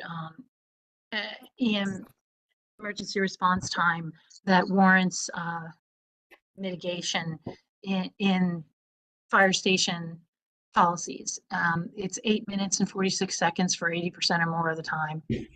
And so what we were proposing here was that if a districted fire station's response times hit that mark, and there's planned incoming units in that districted fire station's area over certain amounts, and I can read you what this was worded on our documents for tonight, that they would have a fire fee, basically. And the reason why I didn't have an amount in there is because we were talking when this was first proposed about establishing the soup, and didn't know how much the soup was going to be and whether it was going to be a whole lot, and whether adding something more would just be not really palatable to us. So I apologize that there's not more detail in here, but we could take a quick temperature of the committee as to whether this is something that is desired to discuss or not. I don't want to waste time if people are mostly just totally against this, but I wanted to bring it up as a possible new thing, because a lot of the new tests proposed for APFO from various people's unheard motions are not likely to pass. And this is the one area of like safety that I thought was measurable and directly able to be noted as from an impact, and only very strategically applied to really large areas that are going to inundate like a specific fire station, that the money would be directed to go directly to them for staffing or expansion or building a new one or whatever. I thought it just made more sense than a lot of the general tests that are hard to implement and hard to define. So the way that it was worded originally was to implement a new fee based on fire station response time when a project's districted fire station's response times are over 8 minutes and 46 seconds for 80% or more of the time. At the time of planned incoming new units to the geographic district, a fire fee is charged per unit for large projects, relates to projects of over 200 or in a combined stage project, or over 500 have been approved in the last 3 years in the same area. And that was the thought process. And I think originally it was like a couple thousand a unit, but like I said, we can kind of take a pulse here of it so that we don't waste time.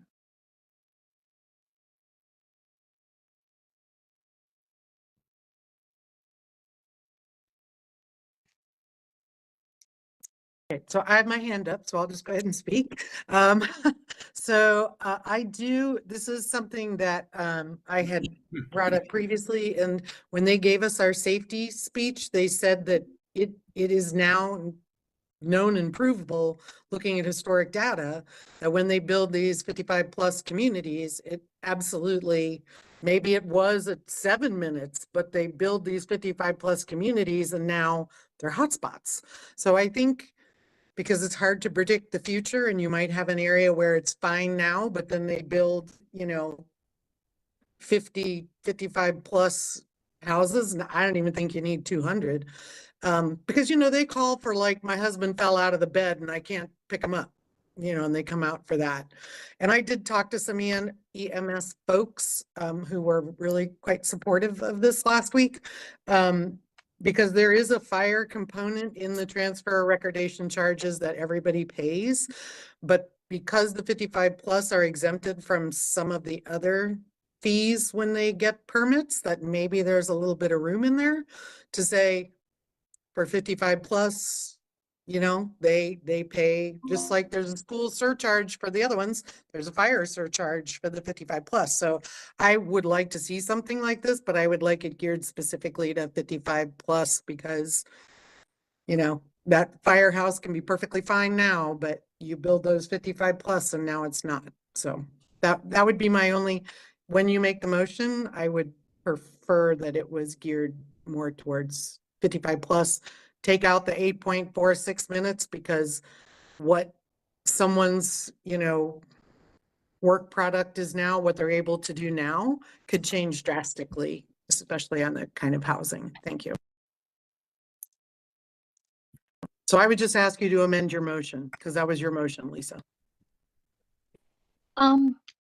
I think that having it apply to the age restricted is a good idea, especially given your point that they pay the lower fee anyway, and we're seeing a lot of it because they get higher density from doing that and they're paying a lower fee. So I think that kind of makes it a little more palatable from a profit standpoint to apply to them. I do think that we should have some sort of measure though, like if we eliminated the timing thing, what would the measurement be to be fair as to say that there is a problem, there is an impact that is needed to be mitigated that then triggers the fee? Well, I think you can I'm use wondering historical because of that data. number comes from the. Sorry, I was just gonna say that time came, I thought, from the NFPA, the national standard. So maybe Yeah. just reference the standard as the time if it exceeds the nationally accepted Oh yeah, that makes sense because they could change that. standard. Yeah. Right, but my point is that, you know, you've got a station out there and, well, it wouldn't work for Glenwood, but you know, you've got a station here in Ellicott City and it's doing perfectly well. And then they build the Lutheran Village and now all of a sudden the calls go way up because they built the Lutheran Village. So my problem with this is that you're saying you're using, same thing with the school, you're using current standards, but you're trying to estimate future needs. And it can statistically be proven that the 55 plus communities add, you know, to the draw on the EMS, just like you can prove single family homes have X amount of kids that go to the school system. So I don't think it's hard to prove. And I think that because the 55 plus already is not paying other fees, I don't think that's unreasonable. I mean, it doesn't have to be a huge fee, you know, I don't think that's unreasonable. And when like I said, I talked to a bunch of people and who are in that field, firefighters, and honestly, they all thought that was great. So you'd have their support. Let's run the numbers, and I've certainly been talking with the fire department for decades about these issues. You got one-time fees and recurring fees. So right now, let's look at our recurring fees. You got the fire tax, that's reoccurring. It's an odd one because it goes toward operational and capital expenses and can vary what percentage goes to which, or whether they just put in savings or whether they're paying off bonds. Then you got the transfer tax, like you said, which is a one-time collection, which is shared among multiple other sources. And then you got this, a potential one-time charge coming into new development for what? In order to reduce those fire and EMS, and we got to separate those out too. You got EMS, basic life support, and advanced life support. And you got volunteer fire companies in the mix of this, which are looking for cisterns in their general area. I wish you could follow the school model where you look at the total capital cost to add an additional household to Howard County. What is the impact for the fire system? And they address it as best as they can within the whole system. Because just like children, fire stations get redistricted too. Their first due areas overlap and change from time to time. and they are constantly trying to get the best bang for the buck with their resources too. Keep in mind, fire apparatus and things of that nature typically are not capital, they're operating costs. However, things like the James Roby Center and all the various training things and buildings and bays and other components, fueling stations, are capital expenses, which should be gathered together. And they need a comprehensive plan how to keep below those particular metrics. This goes into the weird conversation we had with schools. Are we going to collect the money and only mitigate an individual school that's affected? Or are we going to collect money, put it in a pot for the county to go to where it's best put to use with the most matching dollars and grants and things of that nature? I know many firemen, just like you, who are absolutely on board. It's the application of it. How can we do this right, fairly, that won't be challenged in court, and provides us with adequate fire and EMS response times? Thank you.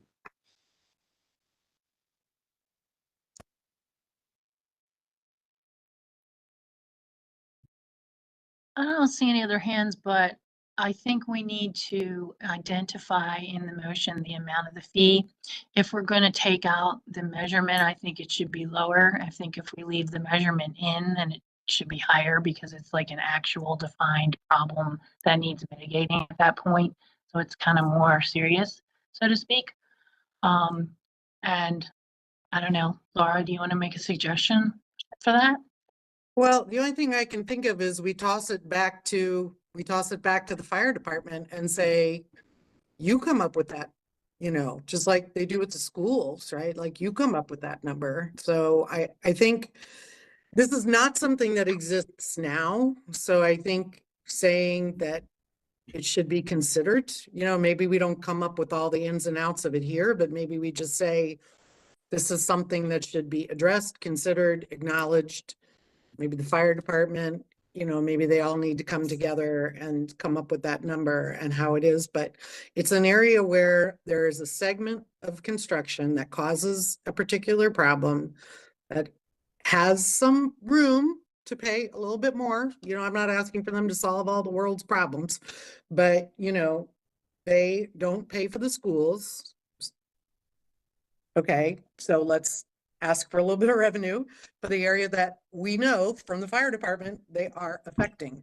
That's all. I don't have all the answers for that, but I think there's nothing there now. Something could be there, should be there. The fire department needs to be a part of that conversation. I don't know how you word that. So just a few things. Just remember, you all are giving recommendations to county council, so you don't have to have like the perfect answer to the solution. You can certainly throw out recommendations to the council, say we suggest as a body you review and take a deeper dive when this gets to you to make those amendments. I mean, it could be something as simple as saying that if new development is proposed in an area where response times exceed the nationally accepted standard, that mitigation efforts be considered. And I'd say I really want the 55 plus, and maybe I'll make a separate motion, but I really think there needs to be something directed specifically at 55 plus because they're not paying for the schools. They're exempted from that. And the fire department came to us, gave us reports, gave us data that said, this is what happens when these communities come online. So I don't think it's pulling stuff out of the air. I think it's very provable. Lisa, to your point, I think, yes, it needs to be discussed, but I think Linda's right. I think we need to just say, this wasn't considered before.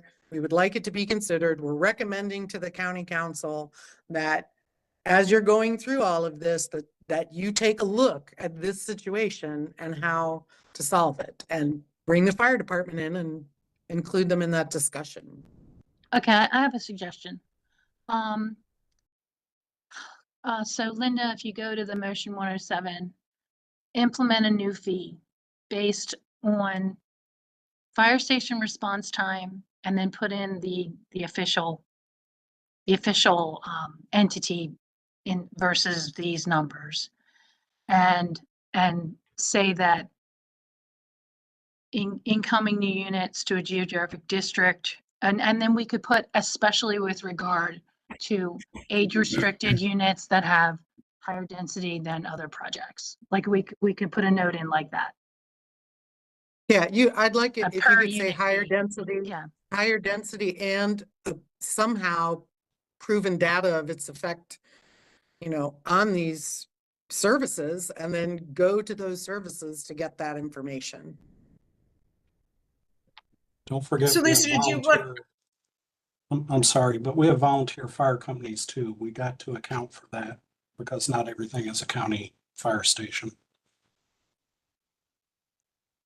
Sorry. Well, but I I don't- think the I don't know how APFO to would word only that. be applying to the counties though, I guess. Yeah. So implement a new per unit fee.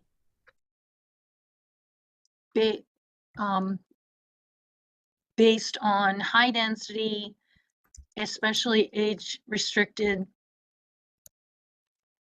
geographically located,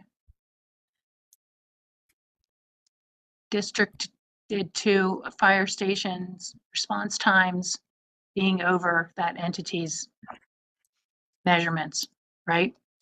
And to get input from fire department to derive a per unit charge. Exactly. That's great.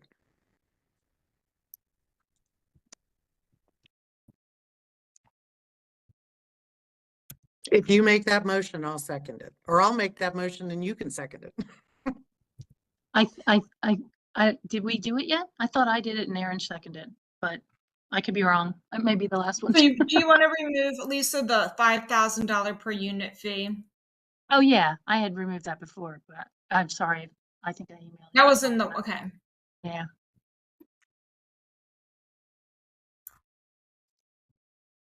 I'm trying to type up in the comments.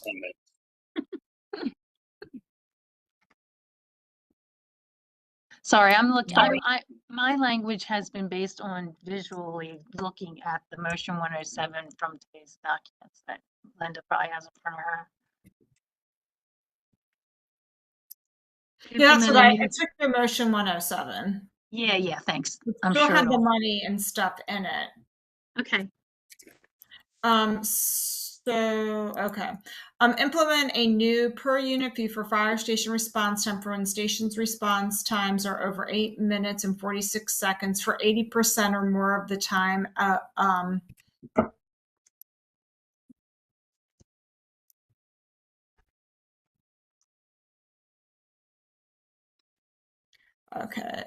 For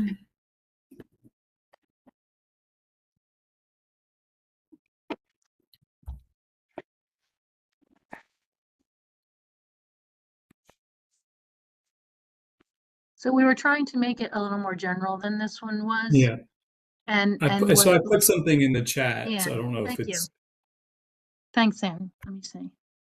I think I've captured, and maybe it's very. I thought it's more vague, general, I guess.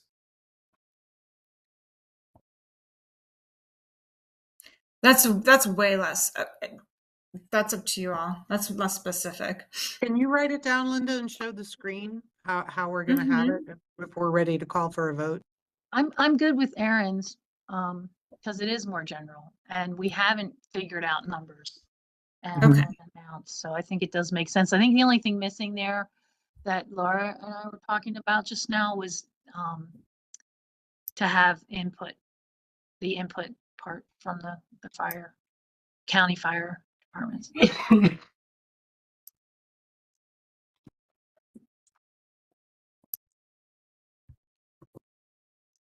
to develop the amount. And I guess that it should, go to them as well, the money. Okay, so can you see my screen? Yes. Let me just make it Arial.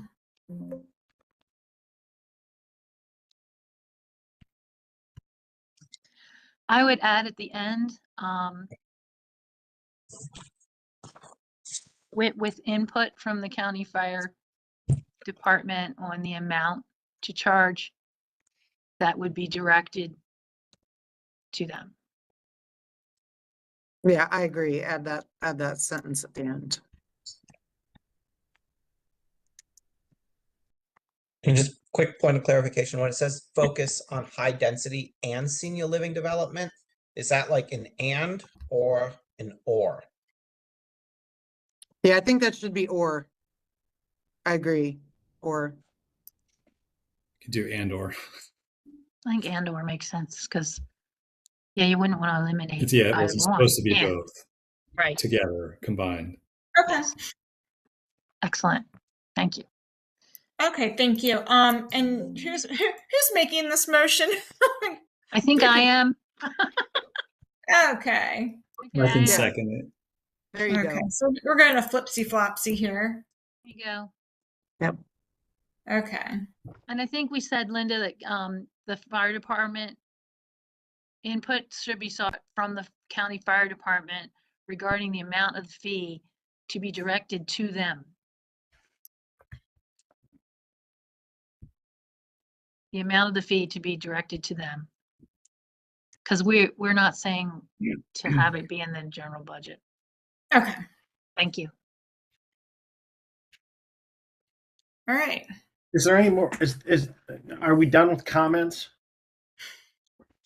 We haven't gone to specifically a comment. We've just been kind of crafting this as we go here. Anybody else? I have just one. I won't be supporting it, even though I understand the premise, and I don't object to it. My fear is that here's what we know now. We started this whole process, but knowing that the combination of high fees and APFO created delays has crashed our housing growth rate. And I think we've done a good job as a committee to address the whole issue of delays and how we should ask the development community to participate in funding that benefit, if you will. But now we're starting to add a whole bunch of new fees, and we're not going to know if we're going to accomplish our objective. And our objective is to improve the housing growth rate. And so when we start doing, $10,000 for intersection improvements, $5,000 for bus stops, it starts to add up. And now this one is another one, and it starts to add up. And my fear is that nothing will happen to our housing growth rate, but we won't really know why, other than now the fees have gone way up. And maybe that's now the cause of the delay or the lack of interest from the development community. I don't know. I don't know the answer. That's my fear, though, is we're starting to layer on fee after fee after fee, and we don't know where that balance is and if those additional fees will keep the housing growth rate at a rate that causes a lack of economic growth within the county. We can talk about adding fees to projects, but if projects don't happen, we don't collect anything. And that's what happened with the school surcharge fee when it was first implemented back in 19 or 20. The projections for what we're going to collect were nowhere near what the actual collections have been because the growth rate has not been there to support those projections. I don't know what's gonna happen. I fear that we're starting to layer on fees, and it's going to lead to a continued stagnation in our housing growth rate. So I won't be supporting it, even though I understand the premise, and I don't actually object to the premise. I'm just concerned that it's another one and another one and another one and another one, all of which individually sound promising. But if projects don't happen, none of it happens. So that's where I am. I'd be more supportive. I do support it, but I would be more supportive if we took out the last and just said focus on high density senior living developments. Because when you talk about high density, that can be any kind of development. But wouldn't you want timely EMS no matter where you live, whether you're in it? A senior living just opened across the street from my neighborhood, and I know there's plans for another one less than a mile down the road. Those will both be serviced by, my expectation is, the existing, EMS fire department. And if my neighborhood, if any of our neighborhoods are now overwhelmed because of that, I don't see why we would only matter if it's a high density senior living. Well, I don't know the definition of high density, so I'm taking it very broadly as being, if you're putting in, I don't know, 50 senior living units in one place, that's going to have an impact. I spent 25 years in hospitals, and I can tell you that 90% of the ambulances that come in have seniors in them. Yeah.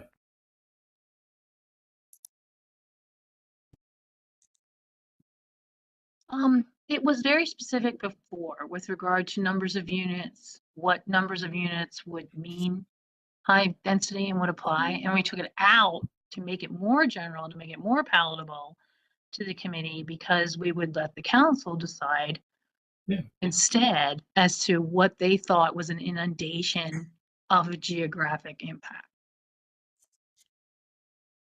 Yeah, no, I like it as written. I'm just focusing it on senior living rather than non-age specific high density housing. But at some point we got to call this vote. So I don't know who can do that, but I'd love to. Yeah, you can call for the vote, Paul. I call a vote. All right.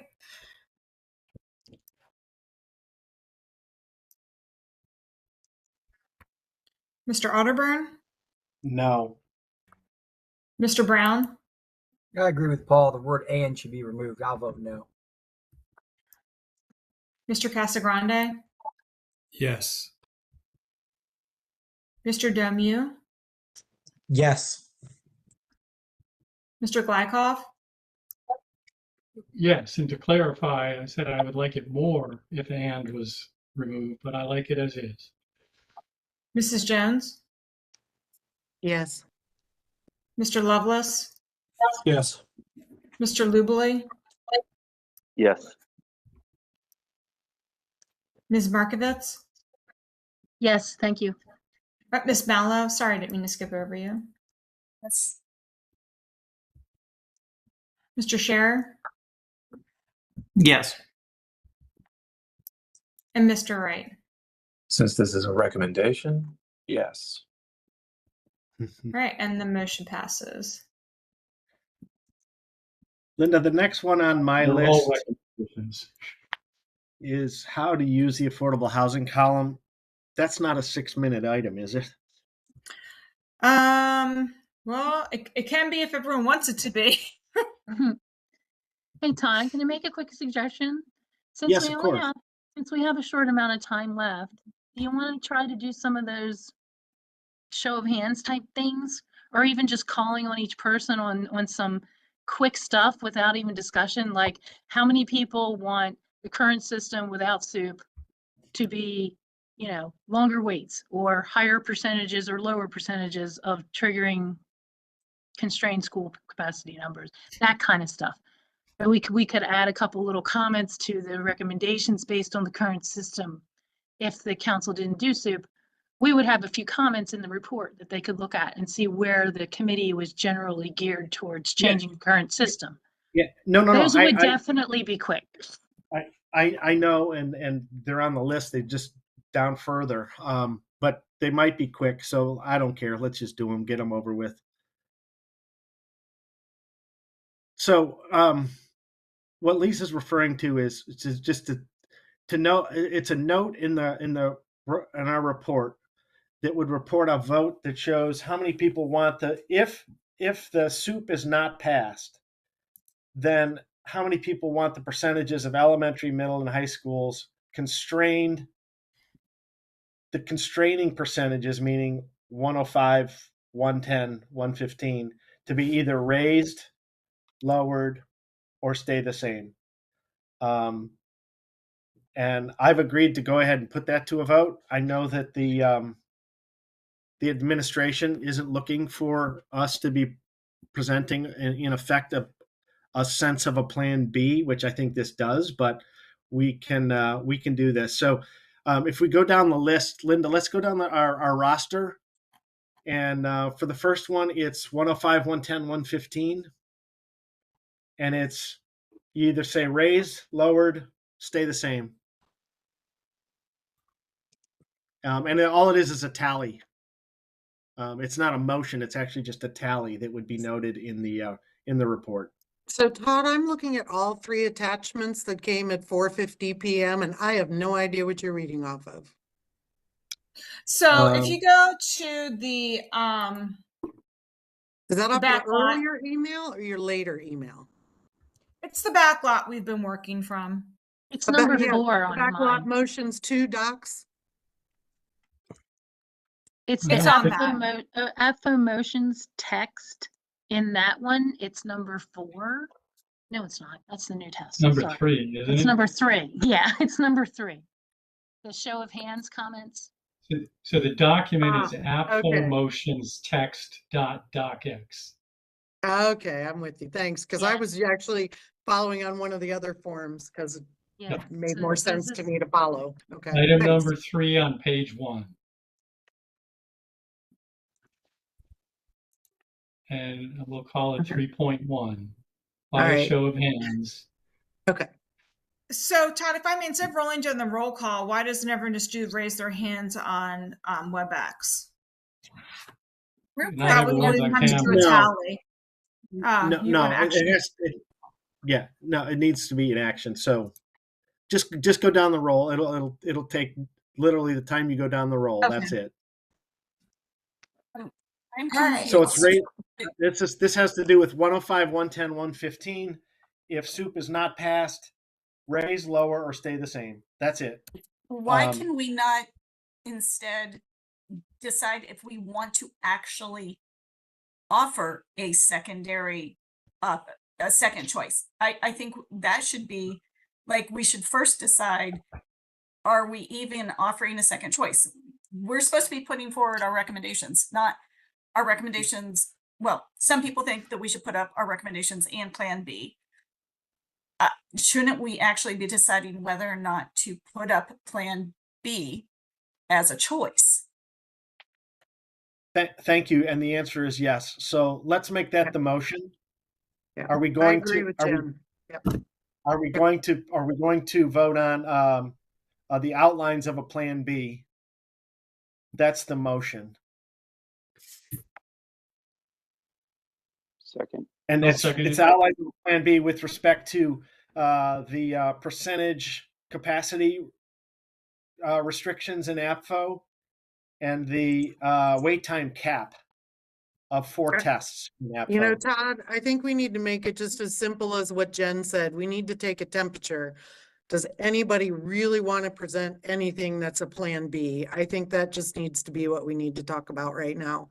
Does anybody really have an appetite to do a Plan B? Can't we just do Plan A? Can we just vote on that and say, yeah, we want a Plan B, yeah, we don't? Because if nobody wants a Plan B or not enough people want a Plan B, then skip it. Yeah, I agree. that makes sense.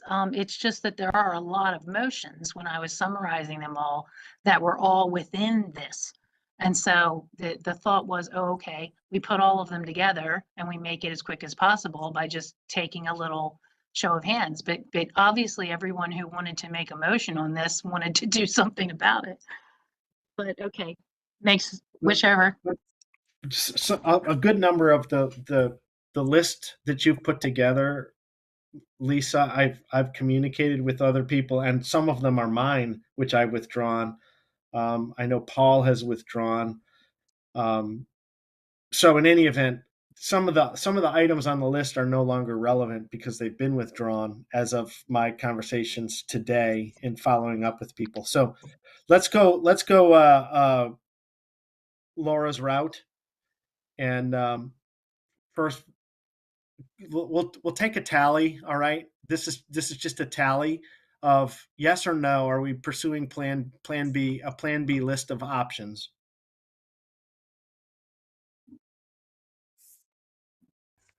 Are we commenting Go ahead. here, or Go I think ahead. my only comment is, frankly, I don't know if I have much else that I'm going to ask that folks vote on, or that I'd like to present to the group. But I feel like, in fairness to the group and everyone that's worked through this last year, that if there are people that want to make motions, we shouldn't be shortchanging them. And if we essentially decide that we're not going to allow them to make motions and us vote, I think they should be permitted to write, a paragraph or a section of the report saying what they would have proposed that the committee vote on, but that the committee, essentially decided that they wouldn't be permitted to do that. I agree. I think we've put a lot of time in, and I know that there was a focus on, looking at this plan A, I guess we'll call it, but I don't think that should shortchange, everyone put in time to this committee, and everyone should be able to put forward their thoughts and plans to the group. That's my view. I think as a committee, we have to decide, how are we presenting ourselves? How are we presenting our ideas? And everyone's going to have ideas that don't get voiced. I mean, I pulled a bunch of mine, I think, as I said last meeting, I'll say it again, it's quality, not quantity. It doesn't matter. We don't have to submit 50, 60 ideas. If you have one good idea, that's really all you need. So I think as a committee, we have to decide, like, with our limited time left, how do we want to spend it? And this is just cut to the chase. Do we want to focus on, our number one priorities, hone them down, make them great, and present them? Or are we going to spend time doing things that are going to be what happens if the council doesn't take our suggestions? I think it's a question of how are we going to use our time, how are we going to present ourselves. I don't feel like we need to present 100 ideas. I'm happy with the 10 we have or whatever. Thanks. Anybody else? John, you've been there all night, sitting there quietly. You have anything to add? I'm not for Plan B. I like the way we've gone. We spent a lot of time on it. But I do agree with Aaron. If people have motions, they should be heard. But if we were going to take a tally, I'd be like, no Plan Bs. I mean, isn't the committee going to look at our plan, and couldn't they make a Plan B? Isn't that their job? Sorry, the council.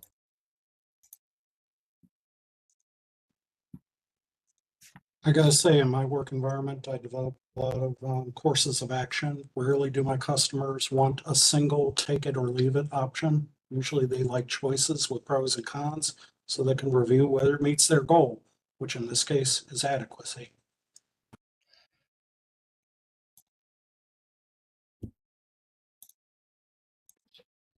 Is there a motion on the floor?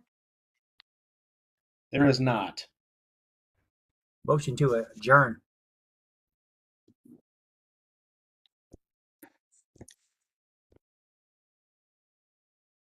Can I get a second? Is there a second? Really quickly, though, if we're going to go really down the adjournment route, our next meeting is the 9th.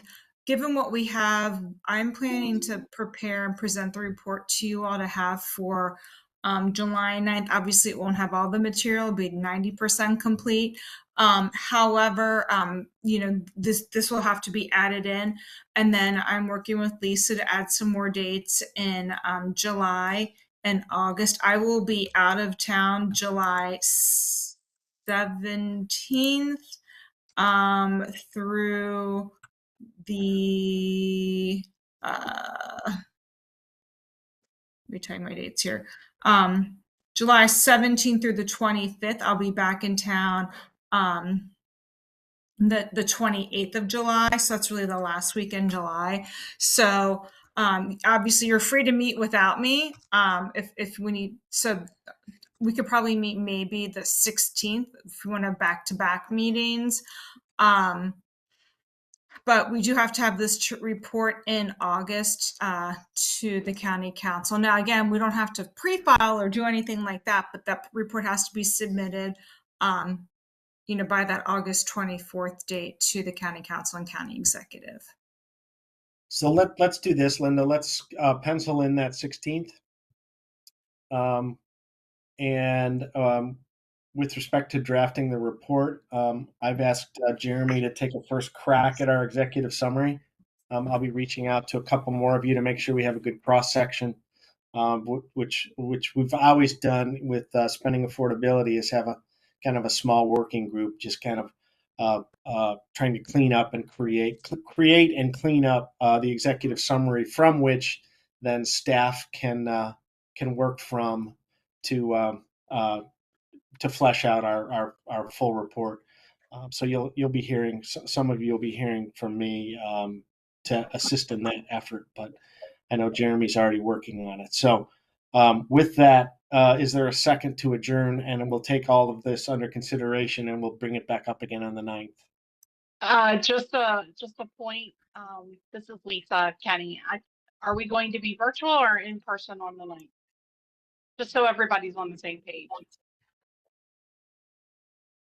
My expectation would be virtual, but I think I'm really impressed actually with our turnout tonight, and I think it's probably more likely that we'll be able to have more of us involved if we're virtual, since I know there are going to be vacations impacting a lot of people, and they may be able to join us virtually. But if we try to do it all in person, we may have a bit of a struggle getting a quorum. And then our meeting, we would call a meeting and we'd not have a quorum and we couldn't even do any business. So that would be kind of the worst of all worlds. Yeah, so let's say the 16th would be virtual, and then if we wanted to try to eke one in on the 30th or the 6th, the 16th I would prefer virtual. I'm leaving first thing in the morning on the 17th, so I have an early flight. So Let's just plan on it, Linda. Virtual the 9th and the 16th. Yeah, and then if you want to try to do on either the 30th or August 6th. For a final wrap up. Yeah. Okay. Okay. Thanks, everyone. All right, great. Second on the adjournment. Anybody? Second. Everybody. Thank you. And have a great night, everybody. Good night. Thank you all. Bye, everyone. Have a good Bye. evening. Have a nice All right. Thank you. Bye.